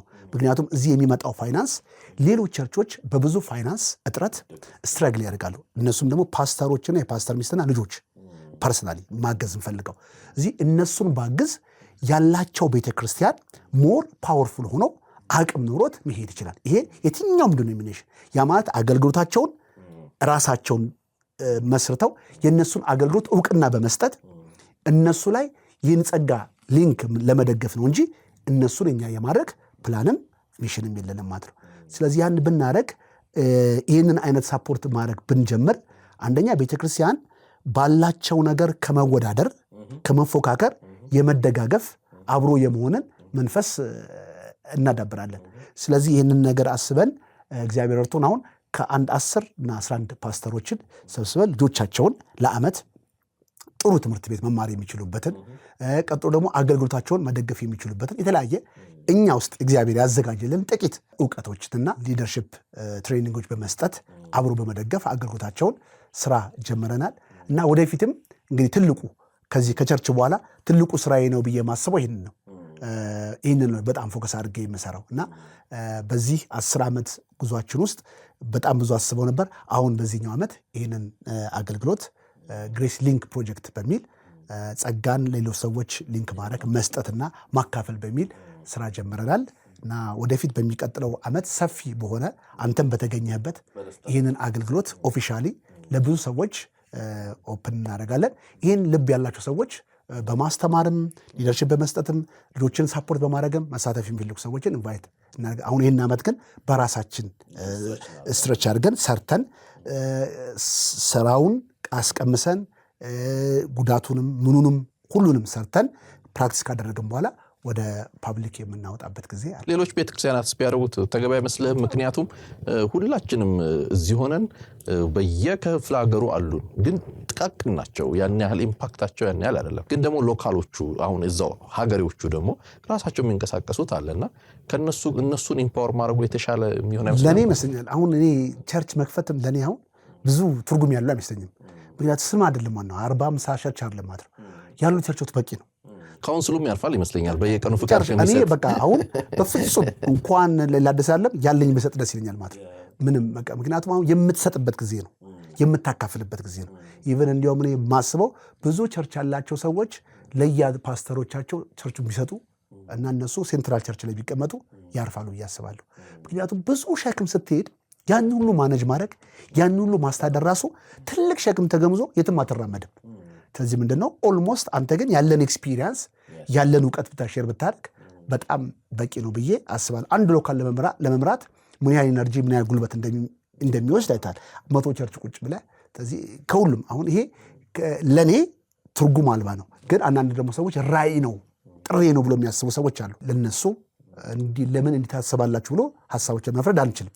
ግን እንደ እውቀት ሼር ቢያደርጉት አይጠቅምም ብዬ አስባለሁ ለኔ የእውነት ማለት እና እግዚአብሔርም ያለኝ ይመስለኛል በትክክለኛ የእውነት አሁን ለጓደኞቼ ብመክረው ይህን ነው ማለት ምንም አጥቢያ መክፈት አያስፈልግም።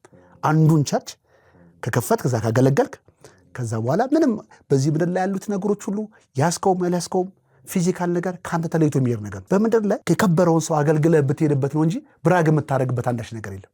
እና ደግሞ ቤተክርስቲያን ውስጥ ያለው ጸጋ ከእግዚአብሔር የመጣ ስለሆነ አብሶ ከወንድም ጋር አብሮ ተመሳሳይ ኢየሱስን ከጠረሰው ጋር የምትወዳደርበት ነገር አይደለም። ስለዚህ ባለን ነገር ወንድማችንን እንቁልልጭ የምንልበት ሳይሆን ለእሱ ግሬስ የምንሆንበት ነው። እና አንዳንድ ጊዜ ሰዎች ቤተክርስቲያን እኔን ከፍ አድርጎ ወንድሜ ዝቅ የሚያደርግ አምላክ የለም።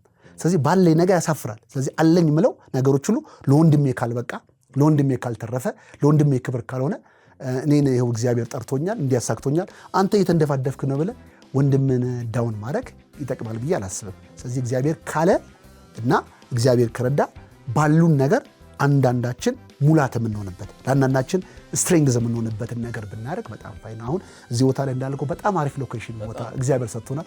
እዛ ላይ ጥሩ ነገር ብንገነባ የኔ ምኞት እኔ ላፍቆት እዛ ቦታ ላይ ጥሩ ኢንካም ጥሩ ገቢ ምንጮች ከገነባ ነገ በየክፍለ ሀገራት ያሉ አብያተ ክርስቲያኖች አሉ። እነሱን በፋይናንስ ብንደግፍ እና በትሬኒንግ ብንደግፍ ብራችንን ብንሰጥ በቃ አለቀ። ከኪራይ ብናተርፋቸው ልጆቻቸውን ጥሩ ትምህርት ቤት ብናስተማር ፓስተሮቹን ጥሩ ቢዝነስ እንዲሰሩ ፋይናንሻል ሳፖርት ብናደርግ እኔ ለቀምተ መሄድ መቀሌ መሄድ አይጠበቅብኝም። ይህንን ብሬን እልካለሁ። ስለዚህ ነገ ብዙ በየክፍለ ሀገር ያሉ ፓስተሮች የነሱ ጩኸት መልስ እኔ ጋር እንዳለ ይሰማኛል። ስለዚህ ነገ እነሱን በረን ኳኩች ምክንያቱም እግዚአብሔር ነው የላከኝ ብዬ አስባለሁ።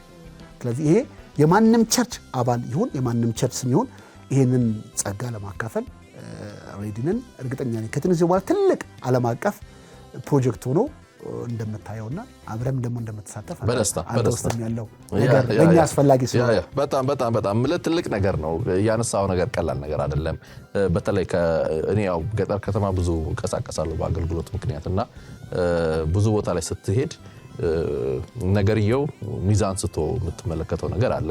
ከተማ አካባቢኛ ያው ትንሽ ከረባት ነገር ጣል አድርገን እንታያለን። እግዚአብሔር ይመስገን እግዚአብሔር ያመቻቸው ነገር ነው። ትንሽ የሚነዳም ካለ ትንሽ መኪና ጥሩ ይነዳል፣ ከፍም ቢል ምንም አይደል። ግን ወደ ታች ደግሞ ስትወርድ ቅድም እንዳልከው ፓስተሮች፣ የፓስተር ሚስቶች ልጆች የሚያልፉት ተግዳሮት በጣም የተለያየ ነው እና ይህንን ማሰብ በጣም ትልቅ ነገር ይመስለኛል። እየተከታተላችሁ የምትገኙት ኪያ ሾው ነው። ከፓስተር ሮን ጋር እያደረግን ያለነው ቆይታ አልተጠናቀቀም። ካፍታ ቆይታ በኋላ ተመልሰን መተን በቀሪ ሀሳቦች ላይ ደግሞ ቆይታ የምናደርግ ይሆናል። ይህንን የእረፍት ጊዜ እናንተ እስካሁን እየተከታተላችሁን ካላችሁ በእርግጠኝነት ወዳችሁናል ብለን ስለምናምን ቻናላችንን ሰብስክራይብ በማድረግ የደውል ምልክቱን በመጫን ከኛ ጋር አብራችሁ እንድትሆኑ አደራ እንላለን። ካፍታ ደቂቃ በኋላ ተመልሰን እንገናኛለን። አብራችሁን ቆዩ።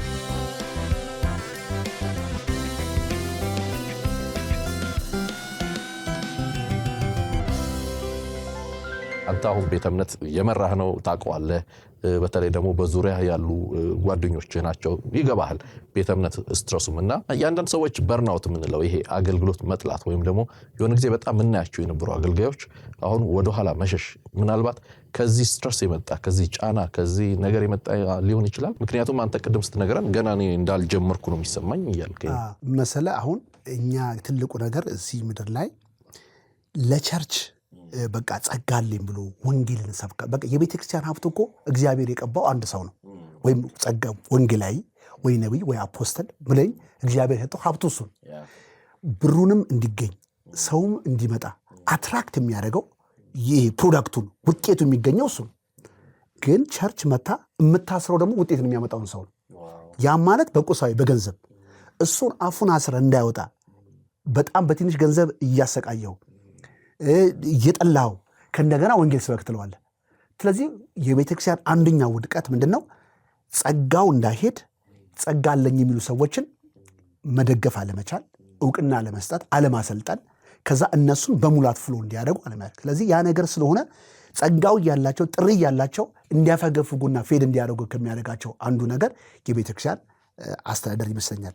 ምክንያቱም ትልቁ ጸጋውን ያለው ሰው ዛሬ ኢትዮጵያ አምባሳደር ወደ አንድ አምባሳደር ስትለካ አዋርዳት ልከው ሱፍ አልብሳ በጣም ከፍ አድርጋ ትልቅ ቦታ ተከራይታ አስከብራ ነው።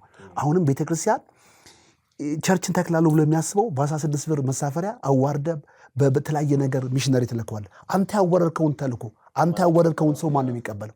ስለዚህ አንተ ግን አክብረ ብትልከው ቦታ ሰጥተህ ብትልከው በአሪፍ ነገር ብትልከው በአጭር ዘመን ለዚህ ትግሉ ፋይናንስ ማምጣት ነው እንጂ ጸጋ አይደለም። ጸጋ በነፃ ነው በእግዚአብሔር። ግን አስተዳደር ቸርቾች ግን ያንን ይኸውልህ ዛሬ ቸርች ውስጥ ያለን ሰው አስራት የሚሰጠውን ቸርች ውስጥ ያለውን ብዙ ነገር የሚያመጣውን ማን ነው አትራክት ያደረገው?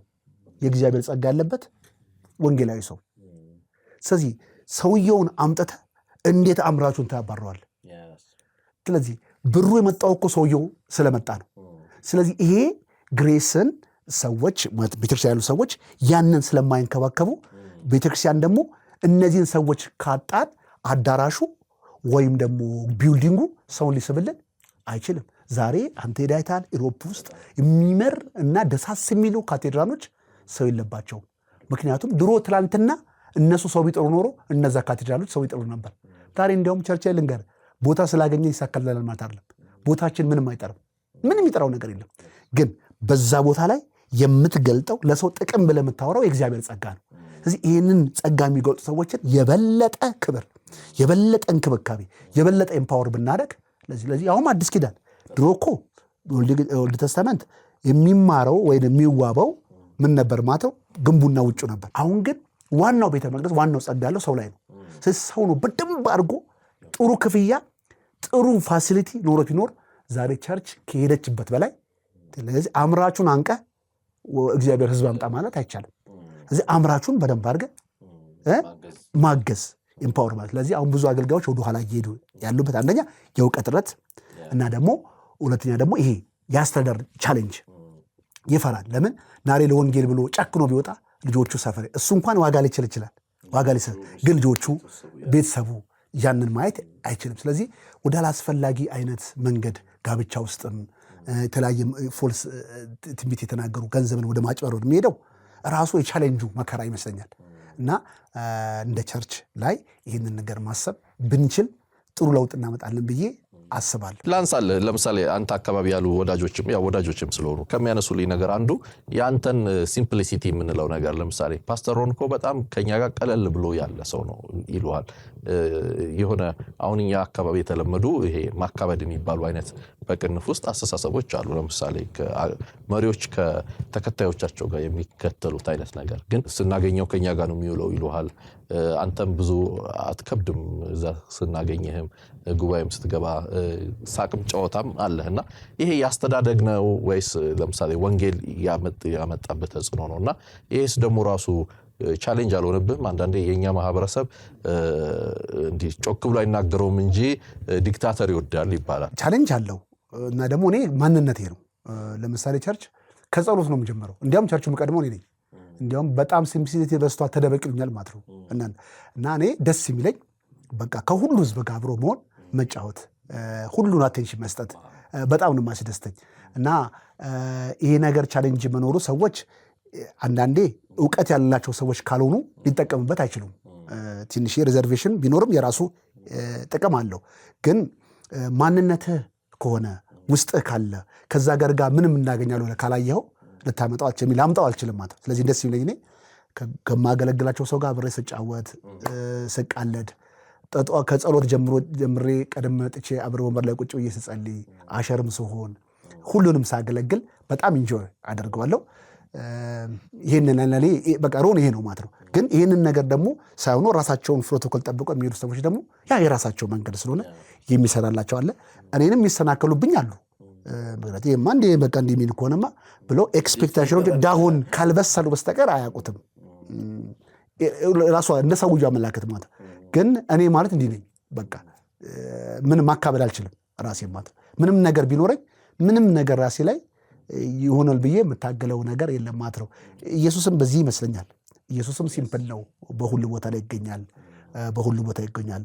የተለየ ለዚህም ነው እንኳን ራሱ እስኪለዩ ድረስ የተቸገሩት በወዳጁ ይለዩትና የኢየሱስ ክርስቶስ ባህሪ ይመስለኛል እኔ ላይ ያለው ማለት ነው። አንድ ወር ቁጭ ብለህ ሁለት ወር ቁጭ ብለህ በራስ ጉባኤ መካከል ሌሎች ልጆች ያስተምራሉ። አንተ ያስተማርካቸው ልጆች ሲያስተምሩ አንተ ራስህ ልክ እንደነሱ ቁጭ ብለህ ደግሞ አሜንም እያልክ ትሰማለህና ሬቨሌሽን ትምህርት ይመጣልኝ ሰው ስሰማ ነው። በጣም ናብዴና ነባ ምናምን ቁጭ ብለው ጓጉቼ ነው መጣው እና ኖት አዘጋጅቼ መጣውና እዛ ቁጭ ብለው እያስተማሩ ምክንያቱም አንተ ውስጥ ያለውን ጸጋ እና ዕውቀት የበለጠ ማየት የምትችለው አንተ ቁጭ ብለህ ራስን ሰታይ ነው። ስለዚህ የመጠረሳ በጣም የሚያስደስተኝና 3-4 ወር ቁጭ ብዬ እማራለሁ፣ ደሰታለሁ። አሁን በቀደም ምርዬን ባለቤት ታጸልያለች እና ቁጭ ጸሎት ይጸልይኩ ያለ አይኗ ላይ የፌዝ መንፈስ አየሁ ማለት ነው። ከዛ ኃይለኛ የፕሮፌቲካል ስፒሪት ገባብኝ። ከዛ በኋላ ወጥቼ ሳገለግል በቃ እና ሲምፕሊ ሰዎች የሚያወሩት ወሬ በጣም ነው ኢንስፓየር የሚያደርገኝ እና ኦልሞስት አንተ ሁሌ ስለተናገርክ ሁሉን ታውቃለህ ማለት አይደለም። ሁሌ ማደግና መለወጥን ሚስ የማታደርገው ጆሮ ለመስማት ሲከፈት ነው። ለዚህ ነው ኢየሱስ ክርስቶስ ስንፈጠር ነው ስላለቅ ሁለት ጆሮ ሰጠን ማለት ነው። ጥቂት እንድንናገር ብዙ እንድንሰማ። ስለዚህ ህይወት ኤክስቴንድ እንዲያደርግ ነገር ሳይሰለች ለመኖር ካሰብክ ለመስማት እና ምንም የሚለይ ነገርም የለንም ብንልም ሰዎች ማቹር ሲሆን እኛ ደባብቀን ያለውን ነገር ነገ ያውቁታልና ራስን መሆን ከቻልክ በጣም በቂ ነው ብዬ አስባለሁ። አንዴ እንደውም የሚያስቅ ነገር ልንገርህ። የሆነ ቤተ መንግስት እንደ አገልጋዮች ምናምን ነበሩና ከየት ቸርች ፓስተሮች ሰብስበው ከየት ቸርች ነው ምናምን ይላሉ። እኔ ሄብሮን ነው ምናምን ስለው የት ሄብሮን ምናምን እያለ አያውቀውም ፓስተሩን። ከዛ እና አብዲ ቸርች አልኩት። ኦ አብዲ ለዛ በቃ ስለዚህ እኔ አብዲ የአብዲ ስር ነኝ ያለሁት። ስለዚህ እና ከኔ ይልቅ አብዲስ ፌመስ ልጆቹ ሞር ፌመስ ናቸው። እንዲያውም አንዴ በጣም የሚያስቅ ነገር ሌላም ነገር ልጨምራል። ከዱባይ የሆነች ልጅ ትምህርት ፈልጋለሁ ብላ ደወለችልኝ። ከዛ የሰማችሁ የአብዲን ትምህርት ነው በፍቅር በመላለስ የሚል በጣም ፓወርፉል ትምህርት ነው። ከዛ አቤት ምናምን ትምህርት ፈልጌ ነበር ምናምን። የሮንን ትምህርት አልፈልግም፣ የአብዲን ትምህርት ነው የምፈልገው፣ ሌላ ትምህርት አልፈልግም። እሱም ብቻ መስማት እሱም ብቻ ሰለክት አድርገህ ላክልኝ በደስታ ብዬ ሰጥቷል። ለምን አብዲን ከሰማች እኔን ሰማች ማለት ነው። ቀጥሎ ደግሞ ይመጡና ደግሞ የሆነ ሰው አንተ ደስ ይልና ደግሞ አብዲን የእናንተን ትምህርት አልሰማም የፓስተራችሁን ስም ትሉያቸው ለማለት እኔን ከሰማ ተመልሶ እሱ መስማቱ አይቀርም። እና የሆነ ጥሪን ከማንም ጋር የምታወዳድረው አይደለም። አንተ የተሰጠህና እግዚአብሔር ያለ ነገር ላይ ፎከስ አድርግ እንጂ ከማንም ጋር ወዳድረህ እኔ ትንሽ ነኝ ትልቅ የምትለው ነገር የለም ማለት እና በጣም ኤክስትሪምሊ ራስን ውጥርጥር አድርጎ ዋጋ መክፈል አያስፈልግም። ስለዚህ ሰው ሆነ እንደ ሰው ሆነ ብትኖር በጣም ነው የሚቀለውና ደግሞ አንተ ንጹህ ሆንክና ሁሉን ህይወት በትክክል የምትኖር ከሆነ ጓዳን ከፍተህ ብታሳየው ምንም ሚስጥር የለም። እና ከሚስቴ ውጭ የግል ነገር የለኝም በምድር ላይ በህይወቴ ላይ በቃ ልብሴም ቢሆን ምግቤም ቢሆን ቸርችም ቢሆን ማንም ሰው ቢካፈለው ደስ የሚለኝ ምንም በቃ ብራግ ማረግበት ምንም ነገር የለኝ ማለት ነው። እውቀቴም ቢሆን ማንም ሰው ቢወስደው ደስ ይለኛል። እና አንድ ጊዜ እንደውም የሆነ ሰው የሆነ ትምህርት ሰማና ቆንጆ ትምህርት ሰማና ተደሰተ። ከዛ ይሄን ትምህርት እያስተማረ ጠሩትና ይሄን ትምህርት ከየት ነው ያመጣኸው ብለውኝ ወደኛ አንተ አልኩት የኔን ትምህርት ነው ሰምቶ ይሄ ከኔ ወስደህ ከሰማኸው የራስህ ነው። የኔን ስም አትጥራ፣ የግልህ ነው። ታምንበታለህ ትምህርቱ ነው። በቃ አለቀ። አታስበኝ፣ እኔ ረሳኝ፣ አውጣው። ስለዚህ የራስህ ከሆነ ካመንክበት አንተ የራስህ የግልህ ነው። እኔም ከእግዚአብሔር የተቀበልኩትን ነው። ማንም ሰው እኮ አዲስ ትምህርት አይመጣም። ሰንበድ የሚያስተምረው ነው። እኔ ከሰው አልተማርኩ የሚል ሰው አለ እንዴ? ጳውሎስ ሰው አይደለም እንዴ? ጴጥሮስ ሰው አይደለም እንዴ? ማንም ሰው ከየትኛውም የተማረው እና ከማንም ሰው ያለካው ሰው ያልደረሰበት እውቀት የለም። እና ከሰው መማርን መካድ ይሄ የውድቀት ምልክት ነው። እና ወደፊትም መማራለሁ። ዛሬ የምቆምበት እውቀት ሰንበዲ ሲናገሩ የሰማውን ነው። ወደፊትም ደግሞ ስለዚህ አንተ የሚጠቅምህን ነገር ከሰማ እና ካገኘ ከሰው ያላመጣው ነገር የለም፣ ካልተቀበልከው ነገር የለም። ከተቀበልክስ ለምንድን ነው ብራግ የሚያደርግ ማለት ነው? እዚህ እኔ ከማንም ከመንፈስ ቅዱስ ምናምን ብቻ ከመንፈስ ቅዱስ ከሆነ ሲያነባው የነበረው ሰው ማን ነው? ጳውሎስ፣ ያዕቆብ። ስለዚህ አትሊስት ከጳውሎስ ሰምተሃል።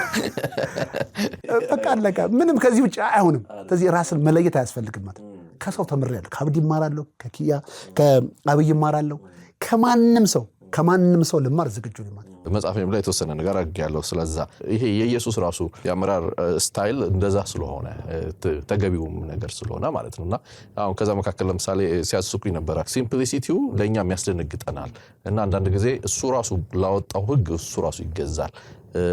ዴሊጌት ያደረግህና ከአንተ ስር እንደገና ደግሞ እሱ ራሱ ሰሚት አድርጎ ይሄዳል ይለዋል። እና አንድ ጊዜ እንዲሁም ገጠመኝ። ባይብል ስኩል ሌላ ሰው ነው የሚመራው፣ እሱ አይደለም፣ ወንድም ነብዩ ነባ ነው የሚመራው። እና ህግ አለ፣ አቴንዳንስ አሉና አንድ ቀን ፓስተሩ ሊያስተምር ሲሄድ አቴንዳንስ ረስቶ ይሄዳሉ። እና በኋላ ነባ እንዳይቆጣኝ ብሎ ቆይ አንዴ ፎቶ አንሳችሁ ሁሉ እና ሄዶ ቲክቲክ አረጋሉ ገሌ ገሌ። እንደዛ ነው ማረገው። እኔ አሁን ነባ ህግ ካኪ ሱሪ አድርግ ይላል ትምህርት ቤት ውስጥ ሸሚዝ አድርግ። እኔ አንዳንዴ ጅንስ ለብሼ መጣ በጣም ነው የሚቆጣኝ እንደዚህ ምናምን። ከዛ አንዳንዴ ሸሚዝ ይዤ መጥቼ ሮጬ ከላውንደሪ ገዝቼ የሚያደርኩበት ጊዜ አለ። ምክንያቱም ምንድነው በቃ እኔ ብሾመውም ላወጣሁት ህግ ሰሚት ማድረግ። ከዛ ቀደም ብለው ቁጭ ብላ ፊት ለፊት ኑር እንዲያደርግ ሱፍ ልበስ በዚህ ሂድ እና አብዲ በደንብ ነው የሚያዙኝ፣ በደንብ ነው የምታገሰው። ምክንያቱም አንተ መሪ ብትሆንም ከእንደገና መታዘዝን ደግሞ ካላስተማርካቸው አብረህ ያንን ነገር ጥቅሙ ምንድን ነው ማለት ነው። ስለዚህ ማንም ሰው በምድር ላይ ሲኖር እግዚአብሔር የሰጠው ትልቅ ኦፖርቹኒቲ አለ። አሁን ነባዬ በጣም ሪስትሪክት ነው፣ በጣም ዲስፕሊን ነው። ስለዚህ ያንን ስኩል ያሳድጋል ብሎ ያመጣቸው ፎርሞች አሉ። ስለዚህ አንድ ትምህርት ቤት እንዲመራ ሾምኩት እኔ ነኝ። ከዛ በኋላ እዛ አስተማሪ ነኝ እንጂ መሪ ያለው ማለት ነው። ስልጠና ሲባል በባይብል ስኩል ስልጠና ሲባል ደብተሬን ይዤ ነው የሚሄደው ማለት ነው። ከአስተማሪዎቹ አንዱ ማለት ነው።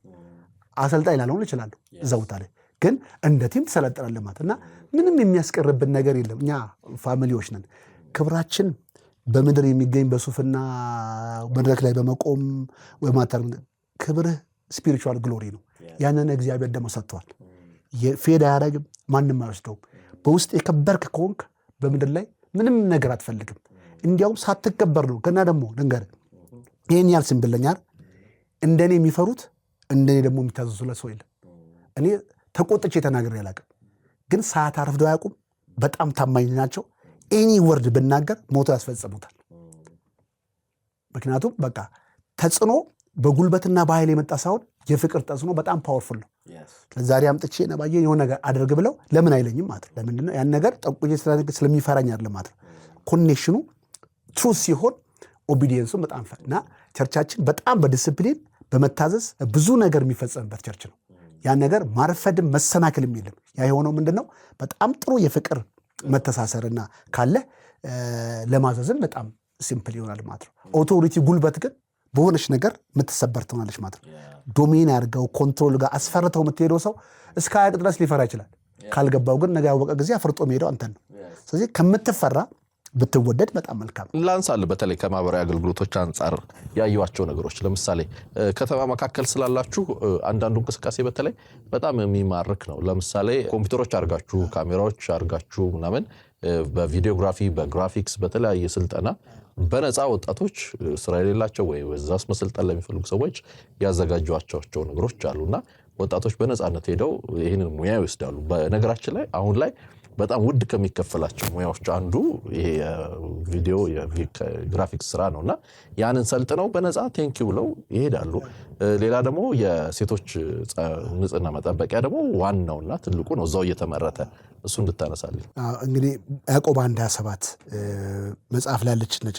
እንግዲህ ወላጅ የሌላቸውና ባሎቻቸው የሞቱባቸውን ልጆችን ማገዝ ማገልገያ ንጹህ አምልኮ ነው ከሚል ኢንስፓይሬሽን ነው ዛሬ 15 ዓመት ቸርቻችን ውስጥ የጀመርነው ማለት ነው። እና ይሄ ማህበራዊ አገልግሎት ያው ቸርች ውስጥ ሶሻልም ኃላፊነት አለብን ብለን እናስባለን።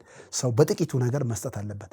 ሳሪስ አካባቢ በሰኔ 9 አካባቢ ትምህርት ይዛ ቅርብ ነበርን የተጀመረበትን ዓላማ ስነግር እዛ ጋር አንድ ቀን ይጮሃሉ ሰዎች ምንድነው ሲል ትምህርት ቤት ውስጥ ቁጭ ብለው መመገብ ያቀቷቸው ምግብ አጥተው ራሳቸውን የሳቱ ህጻናቶች አሉ ሲባል ሰማን።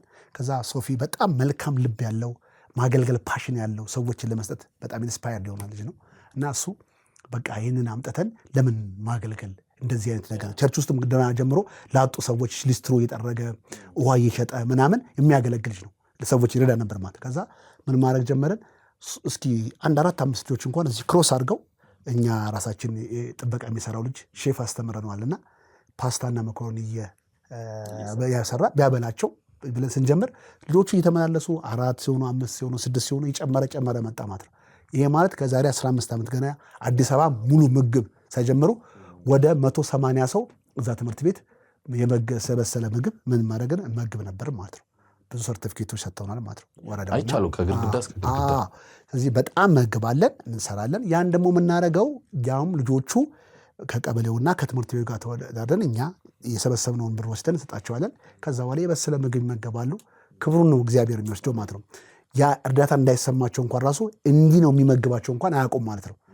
በስውር ነበር የሚመገባቸው። ከዛ እያደገን እግዚአብሔር ኮንፌስ እናደርጋለን። የኢትዮጵያ ህጻናቶች ምግብ ይመገባሉ፣ ያድጋሉ እያልን እናደርጋለን። እግዚአብሔር ደግሞ ይኸው አሁን ደግሞ ለጋጣፎ ደግሞ ሄደን ቁርስና ምሳ እንመግባለን 80 ልጅን ማለት ነው። ሌላው ደግሞ ቀስ ቀስ እያለ ሲሄድ ደግሞ በመካከላችን ያሉ እንደዚህ ስራ መስራት የማይችሉ ሰዎች ደግሞ አብሮ ቸርች ውስጥ ያለ ግራፊክስ፣ ፎቶ ማንሳት፣ ኮምፒውተር ማስተማር የሚችል ሰው በማታበር በአመት ውስጥ 3-4 ጊዜ የተቀበለን ትሬንድ እናደርጋለን። እንዲሁም ደግሞ በገጠር አካባቢ የሴቶች ንጽህና መጠበቂያ በጣም ቻሌንጅ አለ። ስለዚህ እሱም ደግሞ በኢንተርኔት አይቶ በደንብ አድርጎ አይቶ ማቴሪያሎችን አውቆ ይዞ ኢንዱስትሪ የሚሆን ተወሰነ ታይም ሊቆይ የሚችል እየተመረተ ይህንን ይሰራል። ያ እንግዲህ ከዚሁ ህብረተሰብ ከፓሽን የወጣ ነው ማለት ነው። ሌላ ደግሞ በቅርብ ደግሞ የጀመርነው ዛሬ እንኳን ሆን ነበረ ያው ትምህርት ቤት ስኩሎች ስንማር ቸርች ስናስተምር ጊፍትን ከውስጣችሁ አውጡ፣ ጥሪ እናንተ ውስጥ አለ የሚል ትምህርት አለ። ያን ጥሪ እየተማረች ያለች አንድ የቤተክርስቲያናችን አማኝ እኔ አረጋውያንን ወይም ታላላቅ ሰዎችን ሳይ እነሱን መርዳት እነሱን ማገልገል በጣም ነው የምፈልገው አለች ማለት ነው። ስለዚህ እሱን ወደ ፕሮጀክት አድርገ ነው ምን ማድረግ ጀመርን ማለት ነው። በዚህ አካባቢያችን ያሉ 6-7 ሽማግሌዎችና ወጣቶች አረጋውያኖች ቢኖሩ እነሱን መተን ልብሳቸውን ብናጥብላቸው፣ ከእንደገና የመድኃኒት ሳፖርት ብናደርጋቸው፣ ምግብ ብንገዛላቸው ከዚህ ከጥቂቱ ብንጀምር ነገ ትልቅ እንደርሳለን ብለን አሁን በቅርቡ እነዚህ ወደ 6 የሆኑ አረጋውያኖችን ጠርተን አሁን ዛሬ መጥተው ልብሳቸውን ይዘው መጥተው ማሽን ገዝተን እሷ ልጅቷ ራሱ ማሽን ገዝታ ልብሳቸውን እያጠበች ቡና እየተፈለላቸው ካርታ እየተጫወቱ ፀጉራቸው እየተሰራላቸው ስፒሪቹዋል ኬር ጌም እየተጫወቱ እየሰማቸው ኑሯቸው በጣም ደካማ የሚያገለግላቸው ሰዎች የሌሉ በጣም እና አሁን እንዲህ አይነት አገልግሎትን ሰዎች ጥሪያቸውን አውቀው ቸርቹ ሲሰጡ በጣም ፓወርፉል ነው። ስለዚህ አሁን ልክ ሶፊም ልክ እንደዚህ አይነት ልብ ያለው ሰው ነው። በቃ ያለውን ነገር መስጠት የማይሳሳ በጣም መልካም ሰው ነው እና ቸርቻችን 10 ምናምን ዓመት ይሆናል ይሄ አገልግሎት ማለት ነው እና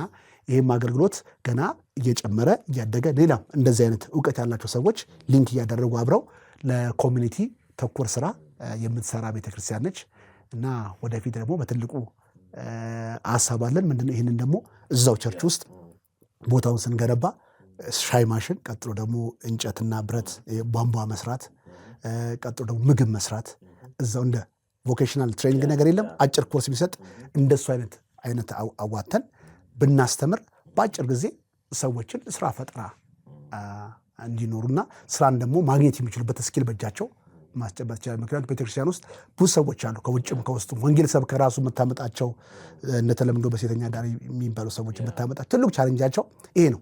ፋይናንስ ራሳቸው ግን ሙያ ብትሰጣቸው ነገር ከዚህ ላይፍ መገላገል ይችላሉና ቸርች ውስጥ ሪሶርስ አለ፣ አቅም አለ፣ ሁሉ ነገር የትም ፈረንጅም አያስፈልገን እኛ ውስጥ ያለው አቅም በቂ ነው ማለት ነው። ስለዚህ እኛ ብንተባበር ብዙ ለውጥ ማምጣት ይችላል። እነዚህ ያነሳቸው ከአጥቢያ ቤተክርስቲያን ውጪ እናንተ የምትዘረጓቸው የምትሄዷቸው ናቸው።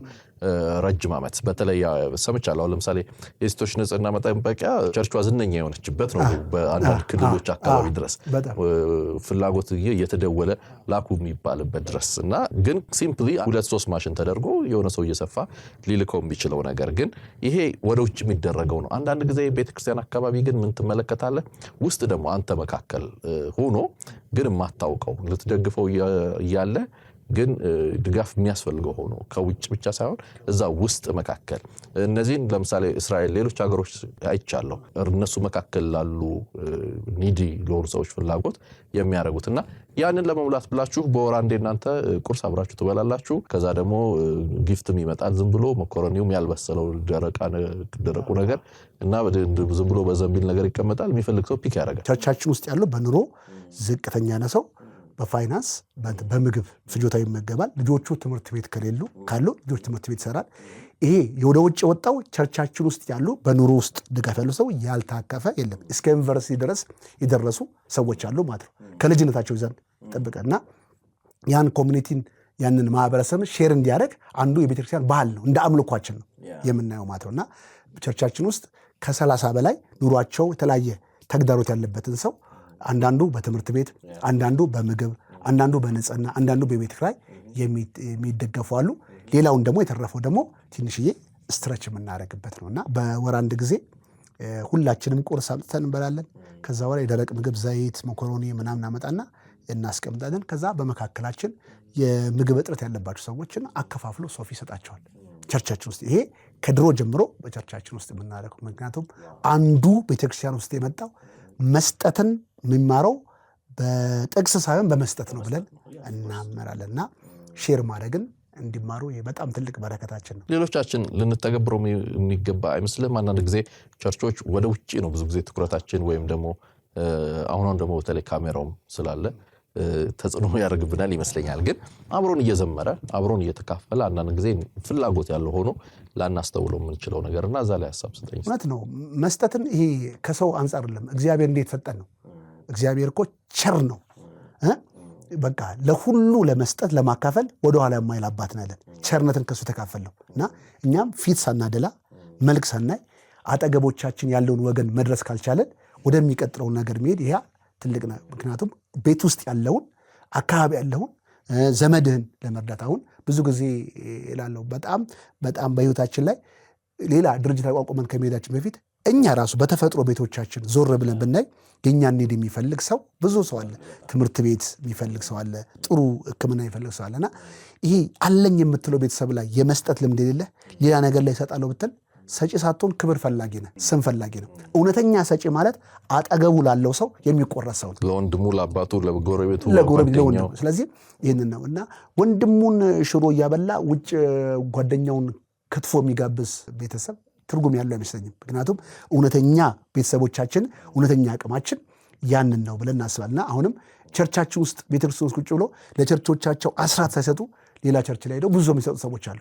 ያ ጤናማነት አይደለም። ምክንያቱም ያንተ ኳሊቲ ያንተ ኤክሰለንስ የሚለየው በእጅ የጨበጥከው ነገር ላይ ስትጀምር ነው እና የእኛም አገልግሎት ዛሬ ወደ ውጭ ወጣው መጀመሪያ ፕራክቲሱ የመጣው በኮሚኒቲ ውስጥ ነው። ኮሚኒቲው እየጨመረ ሲሄድ እያደገ ኢንፍሉዌንሳችን ወደዛ ወሰደን እንጂ ሮጠን የጀመረው ነገር የለም ማለት ነው።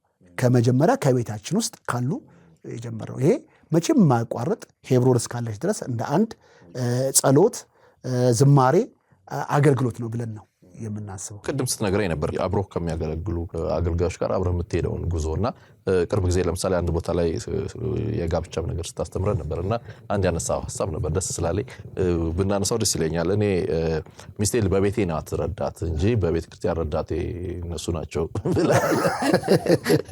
አንዳንዶቻችን እንዴ ምናምን ብለን ደንግጠን ረዳት ያው በሁሉ ረዳት ናት የሚለውን ስላሰብን ሊሆን ይችላል። የኔ አመለካከት የሚስት ረዳትነት ሌላ ነገር አለ ብዬ አላስብም።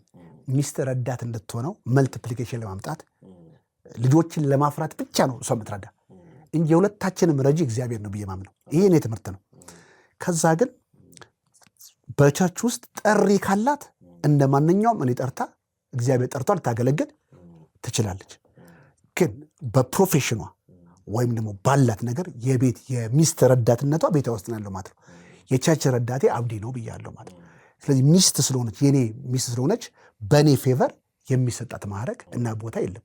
መድረክን ከእግዚአብሔር በተቀበለችው ጸጋና ኮሚትመንት ከኔም በላይ ልታገለግል ትችላለች። ያንን እግዚአብሔር ነው የሚያሾማት እና ይህንን አስባለሁ እና ልትመክረኝ ልታግዘኝ አብራ ልንሄድ እንችላለን። ግን በእውነተኛ የህይወታችን ረዳት ግን የሆነችበት ፓርት ላይ ግን በቤቴ ውስጥ ነው። ቤቴ ውስጥ አብዲ አይገኝም ወይም ነባ አይገኝም። ቸርች ላይ ደግሞ እሷ አትገኝም። ቸርች እንደ ማንኛውም እግዚአብሔር በሰጣት ተጽዕኖና ጥሪ ውስጥ ልታስተምር ልትሄድ ትችላለች እንጂ ሮን ሚስት ስለሆነች ቸርች ላይ ፈላጭ ቆራጭ ጦራች ብዬ አላስብም። ምክንያቱም ይህንን ጥሪ ሁላችንም ኢንጌጅ የምናደርገው ከሰማይ በተቀበልነው ጥሪ። አንዳንድ ጊዜ የማይሆን ሸክም ራሱ ማሸክም ራሱ ሚስቶችን ማሰቃየት ነው። ምክንያቱም የማይችሉትን ነገር እኔ ስም ስላለ የሚገባ ሰላያት የሌላትን ነገር ባሸክማት ትሰቃያለች፣ በሽተኛ ትሆናለች፣ ትናደዳለች፣ ብዙ መከራ። ግን እግዚአብሔር ሲጠራ ለጥሪው ጥበብን ይሰጣል፣ ፓሽን ይሰጣል፣ ጉልበት ይሰጣል፣ ውጅደም ይሰጣል። ሰጣርታ ከመጣች እኔም አላስፈልጋትም።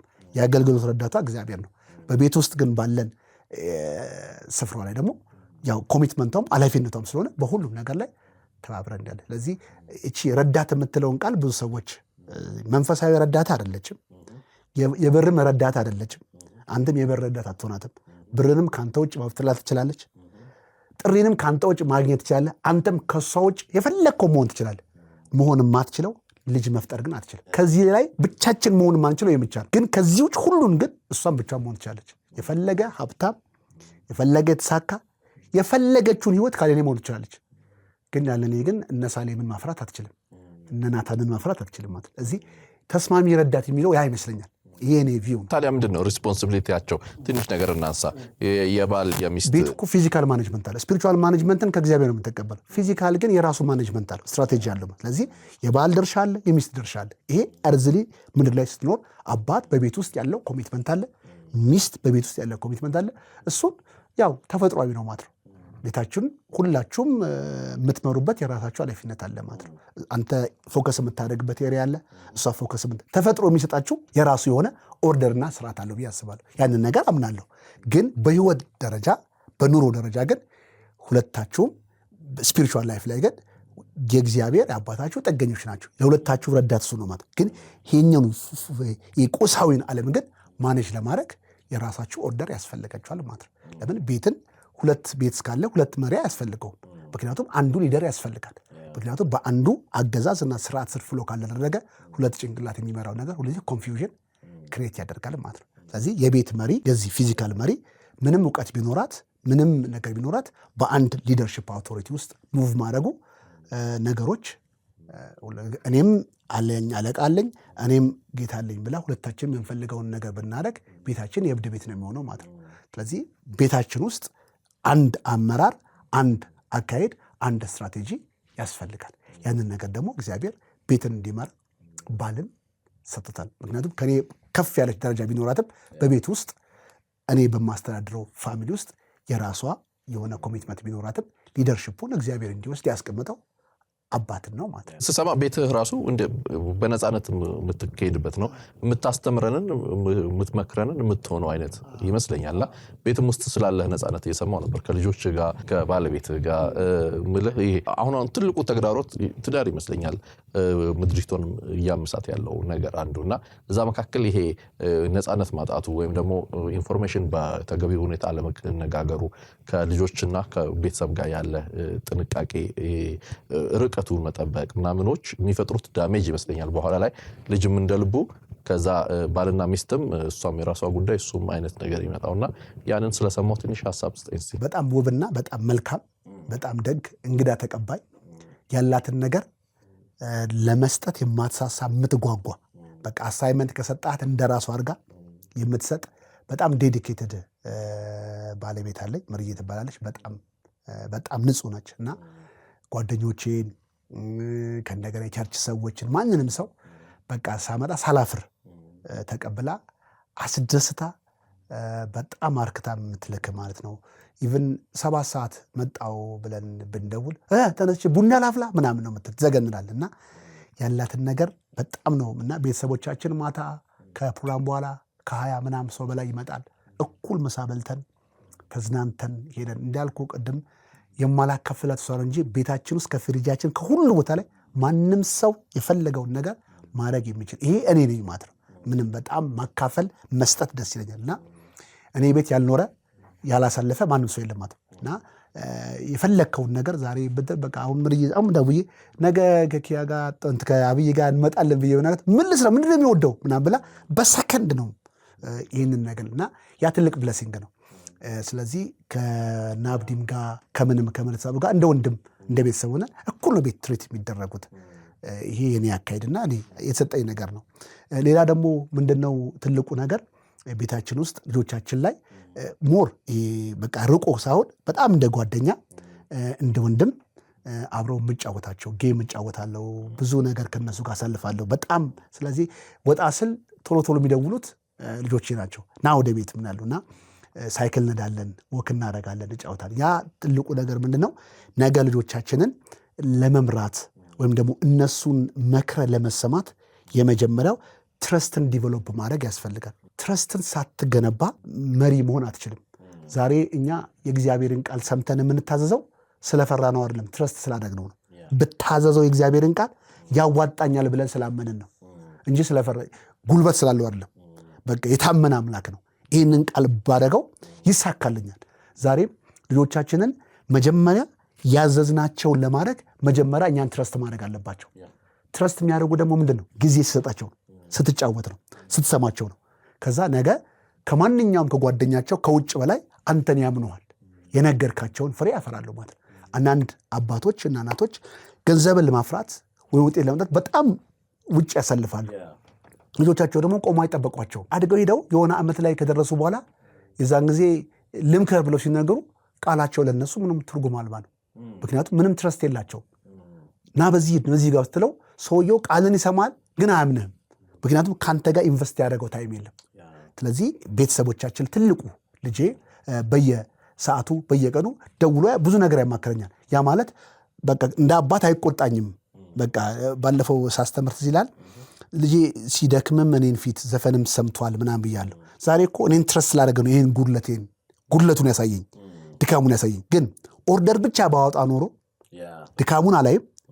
ጥሩ ነገር ያሳየኛል። ነገር የምትል የኔ ልጅ ጀግና እልሃለሁ። ግን የኔ ልጅ በጓደኛ ሳይድ ባየው ግን ሌላ ሊሆን ይችላል። ይህንን ጉዳቱና ድካምን ያየሁት ትረስት አድርጎ ለዚህ እውነተኛ ትረስት የምታደርገው ሰው ድካሙን ከነገረ ነው፣ ጉድለቱን ከነገረው ነው፣ ቻሌንጁን ከነገረ ነው። ያ እኛም እግዚአብሔርን ትረስት ማድረጋችን አምልኳችን ብቻ አይደለም፣ ስንደክም ሚስጥራችን የምናዋራለት እግዚአብሔር ለምን ሰምቶ አይፈርድብኝም ይጠቅመኛል ብለን ትረስት ስላደረግን ነው። ያን ደግሞ እግዚአብሔር ኢንቨስት። ስለዚህ አባቶችም ዛሬ ልጆቻቸውን አለቃ ብቻ አይደሉም፣ ተፈሪ ብቻ አይደሉም፣ ጓደኛም ናቸው። በቃ ሲወድቁ ልጆች ፌል ሲያደርጉ መጀመሪያ መጥተው የሚያለቅሱባቸው ችግሮቻቸውን የሚያካፍሉባቸው ለማድረግ ያንን በቃ ትፍረኝ አውራኝ ብሎ ማለት አይደለም። አብረ በመውደቅ ውሃ በመረጫጨት ካርታ በመጫወት አብረ በማውራት ጌም በመጫወት አብረት ትብረስ እንደ ማንኛውም ሕፃን ልጅ ጓደኛ እንደሚያደርግ ያን ደግሞ ታይም ያስፈልጋል። አንደኛውም ውጭ ሆቴል ምናምን ብዙ ማላበዛው ታይም ከተረፈኝ ሄጄ ከልጅ ጋር ብጫወት ደስ ይለኛል። ምክንያቱም ያ ለእኔ ኢንቨስትመንት ነው ትልቁ ነገር። ስለዚህ እኔ የምጠቅምበት ስፍራ ብገኝ ደስ ይለኛል። በቃ እኔ የምጠቅምበት ስፍራ እኔ የምጠቅምበት ስፍራ ሳይሆን የምጠቅምበት ስፍራ ስገኝ ያረካኛል፣ ደስ ይለኛል ማለት ነው።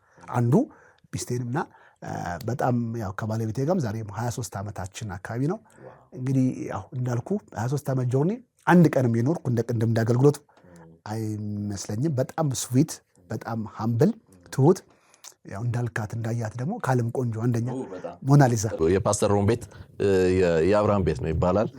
ጠዋት ስትነሳ እንግዳ አድሮ ራሱ ላያቅ ይችላል። ጠዋት አለህ እንደ ደህና ደር ና አብረን እንግዲህ ተብሎ እንደዛ የሚኖር ያ እንግዲህ ለእኔ የተሰጠኝ ነው ያልከው ነገር በጣም ልቤን ይዞታል። እና ሲሰጥህ እንደዛ ነው።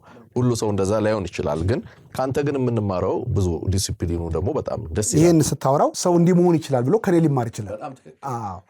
ማንም ሰው ግን ይህን ስላላደረገው ጥሩ ነው አይደል ማለት ነው። ሰው ባለበትና በሚችለው ነገር መሄድ ፋይን ነው።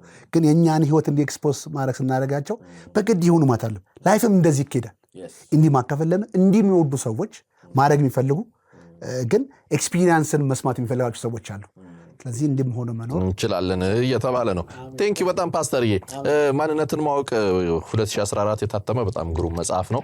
ለብዙ ሰዎች የምመክረው በጣም ቆንጆ መጽሐፍ ነው። በተለይ ከአይደንቲቲ አንጻር ክርስቲያን ቢያነበው የምመክረው ሀሳብ ነው። እዛ መካከል አንድ ሁለት ጥያቄዎች አሉኝ፣ እሱን አንስተን እንደመድማለን። የመጀመሪያው ነገር ማንነትን ማወቅ ያለው ፋይዳ ጥቅም ምንድን ነው? ሰው ማን ነው የሚለውን ነገር ማሳወቅ በጣም አደላለሁ ስሰብክ። ለምን ሰው ህይወትን የሚኖረው ነኝ ብሎ ከሚያምነው ማንነት ተነስቶ ነው የሚመነጨው። ከዚህ ነው አንተ ማን እንደሆን ካላወቅ እና ማንነትን በደንብ ካልገለጠልህ ያንን ባህሪ ማንጸባረቅ አትችልም። ደግሞ ማንኝ የሚለውን ነገር ሰው ከብሔር፣ ከፖለቲካ፣ ከፕሮፌሽን፣ ከተለያየ ነገር ሊቀዳ ይችላል። እኔ ደግሞ ሰው ከእግዚአብሔር ጋር ያለውን መልክና ባህሪ ኦሪጂን እሱ ስለሆነ እግዚአብሔር ማንን መስሎ እንደፈጠረ ያንን አይደንቲቲ ከመጽሐፍ ቅዱስ ሰው እንዲያውቅ እሞግታለሁ። ስለዚህ እግዚአብሔር ሰውን በመልኩና በአምሳሉ ፈጥሮናል። የእግዚአብሔር መልክና የእግዚአብሔር ሲግኔቸር ያለባችን ፍጥረቶች ነን። ስለዚህ ይህንን ነገር ሰው ዲስከቨር ሲያደርግ ትሩ ኔቸሩን መኖር ይችላል። ስለዚህ ሰው ማንኛውም ኢኮኖሚውም፣ ሪሌሽንሽፑም ሁሉም ነገር የተመሰረተው ነኝ ብሎ ከሚያምነው ነገር ተነስቶ ነው ብዬ አስባለሁ። ስለዚህ የመጽሐፍም ዋናው ዓላማ እናንተ ዓለም፣ ፖለቲካ፣ ሀብት፣ ፕሮፌሽን እንደነገራችሁ ሳይሆን እግዚአብሔር የነገራችሁን መልክ እግዚአብሔር ናችሁ ብሎ የሰጣችሁን መልክ እወቁ። እናንተ እንዲህ ናችሁ ብሎ የሚያስብ እና የሚናገር መልእክት ነው ብዬ አስባለሁ። እና መልእክቴም ይሄ ነው። በቀሩን የተጠራበት የተወለደበት ዓላማ ብዬ ማስበው ይሄን ነው። ሰው ማንነቱን እንዲያውቅ ከዚህ ማንነት ተነስቶ ህይወትን እንዲኖር በቃ ስብከቴ ከዚህ ጋር ታልፍ። መጽሐፍ መካከል ለምሳሌ ያየው ነበር በተለይ ሰዎች ከእግዚአብሔር ጋር ያላቸውን ሪሌሽንሺፕ ማንነታቸውን በደንብ እንዲያውቁ በተለያዩ ክፍል እየዘረዘርክ ያስቀመጥካቸው ነገሮች አሉ። እዛ መካከል ለምሳሌ የሰው ሁለንተና የሚል ሐሳብ አለ። እዛ መካከል ዳይኮቶሚ፣ ትራይኮቶሚ የሚሉ ሐሳቦች አሉ፣ አስተምሮች፣ ልዩነቶች እና እዛ መካከል በተለይ ዳይኮቶሚ አስተሳሰብ ውስጥ ያሉ ሰዎች ነፍስንና መንፈስን አንድ አድርጎ የመቁጠሩ ነገሮች አሉ እና አንተ መጽሐፍ ውስጥ አይቻለሁ ነፍስን በልዩነት መንፈስን ያስቀምጣልና የነፍስና የመንፈስ ልዩነት ምንድን ነው? መንፈስ ስብናችን፣ ማንነታችን፣ ቢንግነታችን ናት። ግን ነፍስ ደግሞ ነፍስ የሌለው ደግሞ ጉዝ ፍጥረት ነው አይደለም። ነፍስ ማለት ስሜት፣ እውቀትና ፈቃድ ማለት ነው። ስለዚህ ያ መንፈስ የሆነ ሰው ስሜት ያለው እውቀት ያለው ቀጥሎ ደግሞ ፈቃድ ያለው ሉዓላዊ ፍጥረት ነው ማለት ነው። ከዛ ይህ መንፈስ የሆነው መንፈስ ሲባል እኮ በዚህኛው ዓለም ላይ የማይታይ ማለት ሳይሆን በሌላኛው ዓለም ማንነት ያለው ማሰብ የሚችል መሰማት የሚችል ኤግዚስት የሚደረግ ለዛኛው ዓለም ማንነት ያለው ስብና ያለው ማለት ነው። ስለዚህ እግዚአብሔር መንፈስ ነው ማለት ንፋስ አይደለም ማለት ነው። መንፈሳዊ አካል አለ ባይብል ላይ መንፈሳዊ አካል አለ፣ ምድራዊ አካል አለ አይደለም የሚለው ቆሮንቶስ ላይ።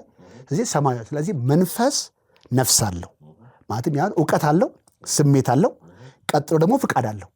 በዚህኛው ጉዞ ዓለም ደግሞ እንዲገኝ በዚህ ጉዛዊ አካል ውስጥ ይኖራል የሚል እምነት አለ ማለት። ስለዚህ ዕብራውያን ምዕራፍ 4 ቁጥር 12 ላይ ደግሞ እንደዚህ ነው የእግዚአብሔር ቃል ሕያውና የሚሰራ ነው፣ ጅማትና ቅልጥምን መንፈስና ነፍስን እስኪለይ ድረስ ምን ያደርጋል? ይወጋል። ስለዚህ መንፈስና ነፍስ አንድ አይደሉም። መንፈስም ራሱን የቻለ ነው። ነፍስ ደግሞ እውቀት፣ ስሜት እና ፍቃድ ብለን የምናስበው የእውቀት ክፍላችን ነው። ስለዚህ ይሄ ግን መንፈስ የሆነው ነፍስ አለው። እግዚአብሔር መንፈስ ነው፣ ነፍስ አለው። ያ ማለት እውቀት አለው፣ ፍቃድ አለው፣ ስሜት አለው። ይህንን ደግሞ እኔ እግዚአብሔር እውቀት አለኝ ይላል፣ አዝናለሁ ይላል፣ እደሰታለሁ ይላል። ፈጣሪ ነው ማለት ነው። ስለዚህ በዚህ መልክ የተፈጠርን ሰዎች እግዚአብሔር ያለውን ነገር ሁሉ ኖረን ተካፍለናል። እኛ በዚህኛው ጉዛዊ ዓለም እንድንል ፊዚካል አካላችንን ደግሞ ለዚህ ፕላኔት እንድንመች ወይም እንድንገኝ አድርጎ ከዚህ ምድር አፈር ቤታችንን አበጅቶልናል። ስለዚህ ይሄኛው አካላችን በምድር ላይ ሰው ኤግዚስት እንዲያደርግ የተሰጠው ምድራዊ መገኛው አካሉ ነው ብዬ አምናለሁ። ያው ሰዎች እኔን የገዛኝ ስለ ሰው በቃ ሳስተምር የምደሰትበት ትምህርት ይሄ ነው። ሰዎች ግን የተለያየ ቪል ሊኖሩ ይችላሉ። እኔ የማተኩረው እኔ የገባኝን ነገር ላይ ነው። እኔ ያስተማርኩትን ነገር ማስተምር ስተት ነው ማለት አይደለም። ማንም ሰው በራሱ እውቀትና መረዳት አለው። ማንም ሰው በደረሰበት ምን ያደርግ ይመላለስ። አንዳንድ ጊዜ ይህችን ከምለው ነገር አንዱ እኛ ምድር ላይ እኛ እንድንፈርድ የተሰጠን ቦታ የለም። ማንም ሰው የገባውን ይዞ ይሄዳል። እኔ የማላስተምረውን ነገር የማያስተምርን ሰው ስተት ነኝ ብዬ እንድፈርጅ እግዚአብሔር አለቅነት ማድረግ አልሰጠኝም። እኔ ለእኔ የገባኝ በጣም የተረዳሁት ኢንፍሉዌንስ የተደረጉበት መንገድ ይህ ነው። ስለዚህ ይህንን የተሰጠኝ ትምህርት ብቻ ነው መቀጠል ያለብኝ ማለት ነው ብዬ አስባለሁ። ግን ይህን ትምህርት የማያስተምር ሰው ሁልጊዜ ስተት ነው ብሎ መፍረድ ወይ መቃወም ተጋቢ ነው ብዬ አላስብም ማለት ነው። ስለዚህ ሁሉም ሰው የተለያየ ትምህርቶች ሁሉ ከዚህ በፊትም የሚያስተምሯቸው ብዙ ሰዎች አሉ ማለት ነው። ከዛ ውስጥ አንዱ የሆነ ሰው ኢንክላይን ሰው ስጋ ነው ሊል ይችላል፣ ሰው ነፍስ ነው ሊል ይችላል። ሰው ለምሳሌ ወችማኒ ሰው ነፍስ ነው ብሎ ያስተምራሉ። በቃ ያ እኔ ላይገዛኝ ይችላል። ያንን እኔ አልተከተልኩትም ማለት ይህን የሚያስተምሩ ሰዎች ስተት ናቸው ማለት አይደለም። እኔ አልገዛውም። እዚህ እኔ ደግሞ ዶሚነንት ደስ ብሎኝ የማስተምረው ይህ ነውና ሁላችንም የደረስንበትን ያለንን ነገር በፍቅር ብንሰጥ ጥሩ ነው ብዬ አስባለሁ። በዚህ ምድር ላይ በትምህርት መፈራረድ ስላለ ማለት ነው። ከለውጥ አንጻር ስታስቀምጠው ያኛው መንፈሱ በላይኛው ዓለም ውስጥ ቅድም እንዳልከው አካል ሆኖ ኮሚኒኬት የሚያደርገው ነው። እዚህ ደግሞ ከምድር አፈር የተበጀ አለው ብለኛልና ነፍስ የስሜት የእውቀት ፍቃዷን ስትተነትን መጽሐፍ ውስጥ ለለውጡ ለዚህ ህይወቱንም ለመለወጥ ከእግዚአብሔር ቃል ጋር ጠቅሰህ በነፍስ ላይ የሚሰራን ስራ ዋና ነገር አድርገዋልና እሱን ሀሳብ ትንሽ እንድታብራራልኝ። ሰዎች እንግዲህ ማንነታቸውን ከእግዚአብሔር ሲያገኙ መንፈስ ፐርፌክት ነው የተወለደው፣ ግን እስካሁን ድረስ ጨለማ ውስጥ የኖረው የበነፍሳችን ክፍል ነው። እኛ ማን እንደሆነን፣ ምን አይነት ክብር እንዳለን፣ ምን አይነት ጽድቅ እንዳለን፣ ምን አይነት አውቶሪቲ እንዳለን ጨለማ ውስጥ ገባ ነው በእውቀታችን ዙሪያ ነው። ስለዚህ ሪኒው ደ ማይንድ ማለት ምንድን ነው? እግዚአብሔር ለእኛ የሚያስበውን እግዚአብሔር ለእኛ የሚያውቀውን እውቀት በማወቅ ነፍሳችንን ማደስ አለብን። ናደስ አለብን ማለት እግዚአብሔር ሰው ነው ብሎ የሰጠውን ትሩ ኔቸሩን ማወቅ የሚችለው በነፍሱ በኩል ነው ማለት ነው። ስለዚህ ይሄ እግዚአብሔር ቃል የሚረዳህ ምንድን ነው? አንተ ማን እንደሆንክ ነው የሚነግር። ባይ ዘ ወይ መጽሐፍ ቅዱስ የሚያወራው ስለ ሰው ነው እንጂ ስለ እግዚአብሔር አይደለም። እግዚአብሔር ከዘፍጥረት ጀምሮ ከውድቀት ጀምሮ የሚያወራው ለሰው ነው፣ ሰው ነው። ስለዚህ ሰውን ለመግለጥ ነው። ኢየሱስም ወደዚህ ምድር ላይ ስጋ ለብሶ የመጣው አንድ ነገር ነው፣ ሰው ማን ነው የሚለውን ነገር ገልጦ ለማሳየት ነው። ወደ ዓለም ሰጪ ብርሃን ሰጪ ሆነ ብርሃን ሰጪ ሆነው ኢየሱስ ወደ ዓለም መጣ። ዓለም የተፈጠረው የተወለደው በሱ ቢሆንም ዓለም አላወቀውም። ስለዚህ እግዚአብሔር የሰጠን ብርሃን አንድ ነው። እናንተ በእኔ መልክና በእኔ አምሳል የተፈጠራችሁ የልጄ አይነት ናችሁ ብሎ በኢየሱስ በኩል የእኛን ሕይወት በብርሃን አውጥቶ አሳየን። ኢየሱስን ስታይ አንተን ራስን ነው የምታየው። ምክንያቱም ኢየሱስ የሰው ሪፍሌክሽን በምድር ላይ ሲኖር ማለት ሰው ያጣውን ክብር ሰው ያጣውን ሕይወት ገልጦ ወደ ጋር ያወጣው እሱ ነው። ስለዚህ መጣና ሁሉን ሰው መጣና ሰው ልጆች ሁሉ በጨለማው ስትኖሩ እናንተ ሕይወታችሁ ይሄ ነው ብሎ ኢየሱስን ገልጦ ምን አደረገን? አሳየባት። ስለዚህ ኢየሱስን ማወቅ ማለት ራስን ማወቅ ማለት ነው። ለምን ይህንን ብርሃን ነው እግዚአብሔር ሊያሳውቀን የመጣው ብዬ አስባለሁ። ስለዚህ ሰዎች በዘፍጥረት ምዕራፍ 1 ላይ ያጡትን ክብር ሁለተኛ ጊዜ ደግሞ ያዩት በማን ነው? በክርስቶስ በኩል ነው። ኢየሱስ የሰው ነጸብራቅ ነው። ለምን እኛ ሁላችን የልጁ አይነት መሆናችን ነው። እሱ የፈጣሪ ምንድን ነው? ፐርፌክት ምሳሌ ያር የተባለው። ሁላችን ደግሞ የጠራንን አጸደቀን፣ ያጸደቀንን አከበረን፣ ያከበረንን ደግሞ ሰዎች ደግሞ የልጁን መልክ ምን እንዲያደርጉ፣ ያ ማለት ያንተና የኔ ልክ የክርስትና ልካችን ክርስቶስ ነው። እንድናድግም የተጠራ ነው እስከ ክርስቶስ ነው ማለት። ስለዚህ ክርስቶስ ራሱን ባየበት ልክ ራሳችን ማየት ስንል እግዚአብሔር የሚያስበውን ህይወት ኖርን ማለት ነው። ክርስትና በአጠቃላይ ሰማይ ሄዶ ወርቅ መልበስ ሳይሆን ራስን ማወቅ ነው። አንተ ማን እንደሆንክ ራስን ስታውቅ እግዚአብሔር ወደደ ማለት ነው። ለምን አንደኛ ዮሐንስ መልእክት ምዕራፍ 3 ላይ ቁጥር 1 ላይ አብ እንዴት አትረፍርፎ የሰጠን ፍቅር ምንኛ ታላቅ ነው አይደል የሚለው። እንዴት የእግዚአብሔር ልጆች ተብለን እንድንጠራ አይደለ። ከዛም ደግሞ አሁን ምን እንደሆነን አናውቅም፣ ነገር ግን ምን እንደምንሆን ደግሞ እናውቃለን። እሱን ባየን ጊዜ እሱን እንደምንመስል እናውቃለን። አሁን በእምነት ነው ገና እየበራን ያለው። ስለዚህ ፋይናሊ አይናችን ሲበራ ወርቅ አይደለም የምናየው፣ ዛፍ አይደለም የምናየው፣ እሱ አይነት መሆናችን ነው የምናውቀው። አሁንም ህይወትን የሚያናውጠን ነገር ምንድን ነው? ራሳችንን በፖለቲካ፣ በብሔር፣ በፕሮፌሽን በተለያየ ድንግዝግዝ እይታ ስላለብን ነው። እኔን ራሴን የማይበት እይታ ኮንፊውዝ ስለሆነብኝ ነው ኔቸርን ማልኖረው። አሁን ግን ቃሉን እያወቅ ሲሄድ ራሴን ሳውቅ ኔቸር የተስተካከለ ይመጣል። ዛሬ ፍቅርን መስጠት የማልችለው በዓለም ላይ ባይዝድ የሆነውን የጥላቻ ፐርሰናሊቲን ስለማቅ ነው፣ የወደቀው ማንነቴን ስለማቅ ነው። አሁን ከዚህ ከወደቀው ማንነት ተለይቼ ኒው ፐርሰናሊቲን አዲሱ ማንነቴን እያወቅኩ ሲሄድ ህይወቴ እየቀና ይሄዳል። ሪኒውንግ ደ ማይንድ ማለት ኔቸርን ማወቅ ማለት ነው። አንተን ራስን ወደምታቅበት ብርሃን ውስጥ መግባት ማለት ነው። ሌላ ነገር የለም ማለት ነው። ራስን ማወቅ ማለት ነው። በነፍሳችን ላይ ለምን ባይብል ላይ ታይለ ሁለት ነገር ነው የሚያወራው። ሮሜን ምናምን ስታነበው የምትጠላው ሰው አለ፣ የምትለብሰው ሰው አለ። አንድ ዓለምና ሰይጣን ተደራርበው የፈጠሩት ሮን አለ። እግዚአብሔር አያውቀውም፣ ነገር ግን በውድቀት ዓለም ነ ተብሎ የተሰጠኝ ፐርሰናሊቲ አለ። ይሄ ነው ለእግዚአብሔር ወንጌል እንዳንኖር ፈተና የሆነብኝ። አሮጌውን ሰው ጥላችሁ አዲሱን ሰው ልበሱ። የአዲሱን ሰው ስታውቁ ደግሞ ለእግዚአብሔር ነገር ኳሊፋይ ነው፣ ለጽድቅ ኳሊፋይ ነው፣ ለፍቅር ኳሊፋይ ነው፣ ለደስታ ኳሊፋይ ነው፣ ለማሸነፍ ኳሊፋይ ነው። ያኛውስ ዓለም የሰጠው ደግሞ ለእግዚአብሔር የሚገዛ ፐርሰናሊቲ የለውም። ለእግዚአብሔር መንግስት የሚሰራ አይደለም ማለት አይገዛም። ስለዚህ ሰዎች ስትራግላቸው በምድር ላይ ሁለተኛው ፐርሰናሊቲን በማወቅ ነው ማለት። ይሄኛውን ሰው ደግሞ ለውጡት አልተባለም፣ አስወግዱት ነው የተባለው። የምታስወግደው በምንድን ነው? አዲሱን ሰው በምንድን ነው? በመልበስ ማለት በመማር እኔ ለካስ እንዲህ ነኝ። አሁን ኢየሱስ ያንተ መስታወት ነው። ኢየሱስ መጣ ሲገለጥልህ አንተ እሱን አይተ የእሱን መልክ በራስ እንድትመለከት ማለት ነው። ሚረርህ ነው ማለት ነው፣ ነጸብራቅ ነው ማለት ነው። ስለዚህ ኢየሱስን ስታይ ራስን፣ ስለዚህ እኔ የኔ ልክ የኢየሱስ ልክ ነው። ግን ያንን እኖረዋለሁ ወይ? አልኖረውም። ለምን? አሁን ብዙ እኔን የሚሸፍን ሮንግ ማንነት አለ። ያ ያታግለኛል። ለብዙ ዓመት እኔ ውስጥ ስትሬንድ የሆነ ያ ፐርሰናሊቲ መጥቶ ይሄኛውን ነገር ይያዝብኛል ማለት ነው። አሁን ቀስ እያልኩ የተማርኩ ስትሄድ ያንን ህይወት እያወቅኩ ሲሄድ ሞር የክርስትና ህይወቴ እየተሳካ እየቀና የሚሄደው ራሴን ባወቅኩ ቁጥር ነው የሚል ነው። በጣም ደስ በሚል ሁኔታ ነው በደንብ ያብራራልን እስከ ክርስቶስ ፍጹም ሙላት ድረስ እንዴት መጓዝ እንደምንችል እና ተመልካቾቹም ይጠቀማሉ ብዬ አምናለሁ። ተጨማሪ ጥያቄ ካላቸው በኮሜንት መስጫ ላይ ወይም ደግሞ አንተንም የሚያገኙበትን እድል እናመቻቻለን።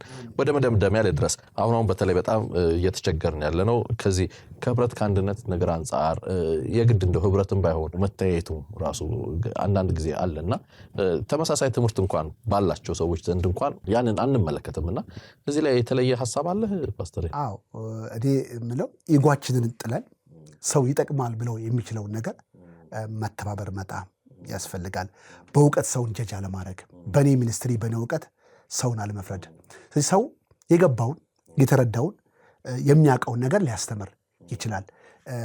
ግን እኔ በምሄደው የህይወት ጉዞና ትምህርት ምክንያት እከሌን ብዬ መንገድ አለመዝጋት፣ ለሰዎች ባድማውስ አለመሆን አለመናገርና መተባበሩ፣ አብሮ መሆን፣ አብሮ መሳተፉ እና አብሮ ሙቭ ማድረጉ በጣም እሱ ይብቃ።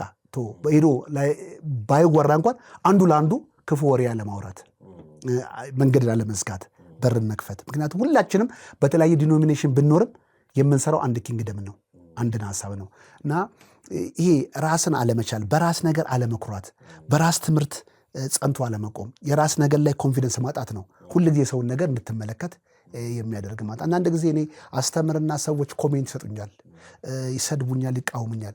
ለምን መሰለ? እኔ ይጠራሁት የማስተምረውንና የምናገረውን ነገር ብቻ እንዳቅ ነው። እሱን ከሰራው ተቃዋሚ ደግሞ የራሱ ስራ አለው። እኔ ለሱ ልመልስ አይደለም። የኔ ትልቅ ፎከሴ ትምህርቴን፣ እውቀቴን፣ የማስፈልገኝ ነገር እማምናትን ጽፌ ማስቀመጥ ነው።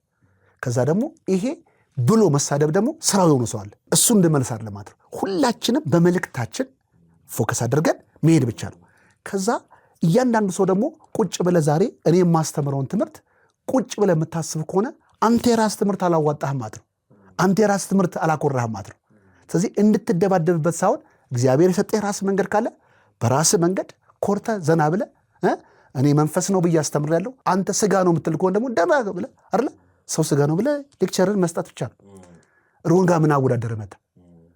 አሁን አንድ ለጊዜ ሰው ያለውን ነገር መኩራት ባለው ነገር ላይ መቆም ሲያቅተው እና ያው እንዳልኩ አንተን ከተቀበልኩ ክብሬን አጣለሁ፣ ምዕመናን አጣለሁ የሚል ፊር ስለሚኖር ምን ያደርጋል ማለት ነው? አንተን ይቀባሃል ማለት ነው። ስተት ነው ይቀባሃል። የዛን ጊዜ ይገላገላል ማለት ነው። በዚህ ለፕሮቴክሽን ነው፣ የራስን ነገር ለማስቀደም፣ የራስን ነገር ለመጥቀም ነው። ግን ፈጽሞ በማስተምረውም በምሰብክበት ጊዜ የሰዎችን ስም የሰዎችን መንገድ ኦፖዝ የሚያደርግ የሚዘጋ ነገር አልጠቀምም፣ አላደርግም። ግን የገባኝን ያለኝን ነገር በትክክል አስተምራለሁ። ከዛ ደግሞ ከኔ ውጭ ደግሞ ያሉት የሚያስተምሩ ሰዎች ያላቸውን ቪው ያላቸውን ምልከታ አከብራለሁ። ከዛ ከነሱ ጋርም ደግሞ አንድ በማያደርገን ነገር ራሴን ችዬ እኖራለሁ። ግን ሊተባበራቸው እኔ ሊጠቅማቸዋል ብዬ በማስበው ነገር እነሱም ለመጥቀም ደስ ይለኛል። እነሱ ደግሞ ሊጠቅሙኛል ብዬ በማስበው ነገር መጥተው ደግሞ እኔን ቢያገለግሉ ደስ ይለኛል። ምክንያቱም አንድ ሰው መንፈስ ነው ብሎ የማያስተምር ግን ስለ ፈውስ ጎበዝ ሊሆን ይችላል። ስለዚህ እሱም ትምህርት አታስተምር፣ ስለ ፈውስ ግን ቸርቼን አስተምሪን ብዬ ልጠቀምበት ይችላል። ምክንያቱም ይሄን ትምህርት አላወቀም ማለት ሌላ ይጠቅማል። ስለ አስተዳደር፣ ስለ ማኔጅመንት ፓወርፉል ሊሆን ይችላል። ስለዚህ በሚችለው እኔ ሊጠቅመኝ በሚችልበት ነገር እንደ ወንድም መተባበር መሄድ ያስፈልጋል ብዬና በራችንን ለአገልጋይ ለወንድማማቾች ከፍተን ብንተባበር አንዳችን ለአንዳችን ይሄ ሙላት እንሆናል እንጂ ጉድለት አንሆንም። እና ከኔ ውጭም ያሉ እኔ ማላምነውን ነገር ማመን የሆነ ነገር የሚጠቅም ብዙ ነገሮች አላቸው። በሚጠቅማቸው ዙሪያ ራስን ማገናኘት በጣም ያስፈልጋል። እንዲያውም ደግሞ ሰው በእውቀት አይለካም። ቤተሰቦች ነን፣ ከአንድ አባት ተፈጥረናል። ምንጫችን አንድ ነው።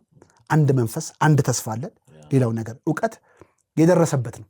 በቃ እውቀትን ሁሉ ሰው አንድ ሰው ነው። አንዱ ይህን ይቀበላል፣ አንዱ ይቀበላል። ስለዚህ በእውቀት ራስን መለካካትና በእውቀትም ደግሞ አንድ ለመሆን አልጠራንም። በቃ በአባት በጠጣነው መንፈስ አንድ ነን። እውቀት ግን የተለያየ ነው። እውቀቱን ደግሞ ለራሱና ለቤተክርስቲያኑ መተው ነው። ወይ ያጠፋዋል ያወጣዋል፣ የራሱ ነው። ግን አንተ እንደ ወንድም ሰው መውደድ እና መተባበር ያስፈልጋል። እንኳን ኢየሱስን ጠርቶ ያመነ ሰው አይደለም ጌታን የማያውቅ ሰው እንኳን ራሱ የምትረቀው ሰው የለም በምድር ላይ።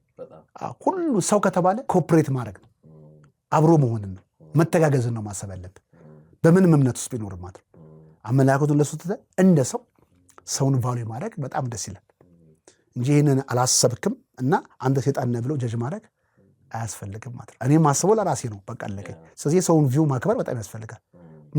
ማንም ሰው ተነስቶ የነገር ሲያስተምር ያንን አንድድም በጣም ደስ የሚለኝ ማለት ነው። በቃ እና ይሄ እንዲህ ነው ብዬ መፈረጃው ሰው የለም ማለት ነው። ግን እኔ እንደ ሰው ሮን የሚሄድበት የራሱ ምርጫና መንገድ አለው። የሰውየው ምርጫ ከገባ ደግሞ አንተ ስታስተምር ሰው ያንተ ነገር ጥሩ ከሆነ መቶ ሰምቶት ሊቀበል ይችላል እንጂ አንተ እንዲህ ነህ አንተ ነህ ብሎ አጥር ማጠር ይሄ የራስን አለመርካት ውጤት ይመስለኛል። እጅግ አድርጌ አመሰግናለሁ ፓስተር ይዋ። ከውድ ጊዜ ላይ ነው ይህንን ያህል በደንብ የጨቀጨኩ በደንብ የያዝኩና በጣም ጠቃሚ ነገሮችን አንስተናል። ተመልካቾችን በጣም ይባረኩበታል ብዬ ተስፋ አደርጋለሁ። ቀጣይ ደግሞ ቅጽ 2 ብቅ ካለም ደግሞ እያዘጋጀን ነው። ከሆነው ተነስተን መኖር የሚል መጽሐፍ ተጀምረናል። በቅርቡ ሁለተኛው ፓርቱ አወጣለሁ። ሌላው ደግሞ አንተን ነው የማመሰግነው። በጣም አንተ የተባረከ መልካም ሰው ነህ። በዚህ በምታቀርባቸው ሚዲያ ላይ ብዙ ሰዎችን እሰማለሁ እና ደስ የሚለው ቤተክርስቲያንን ወይም አገርን ይጠቅማል ብለህ የምታስበውን ሀሳቦች ሰዎች እውቀታቸውን እንዲያጋሩ፣ ሰዎች እንዲታወቁ፣ ለምድር ያላቸውን ጸጋ እንዲያፈሱ ጊዜህን ገንዘብን ዕውቀትን አውጥተ መተ ሰዎችን ሪስፔክት አድርገ እየሰራኸው እያገለገልከው ያለው ነገር በጣም አፕሪሺየት የሚደረግ በጣም መልካም ሰው ነህ። ያ ደግሞ የልብ ውስጥ ትልቅ የትውልድ ናፍቆትና ትልቅ ነገር እንዳለ ያሳውቃል። እና ያን ነገር ደግሞ በሰው ዘንድ ፕሪሺየስ ነገር አለ ብሎ ማመን አንዱ ኳሊቲ ያላቸው ሰዎች ባህሪያት አንዱ ነው ማለት ነው። እና ታንኪው በአንተ አገልግሎት እና በምታደርገው ነገሮች ሁሉ በጣም ነው የምደሰተው።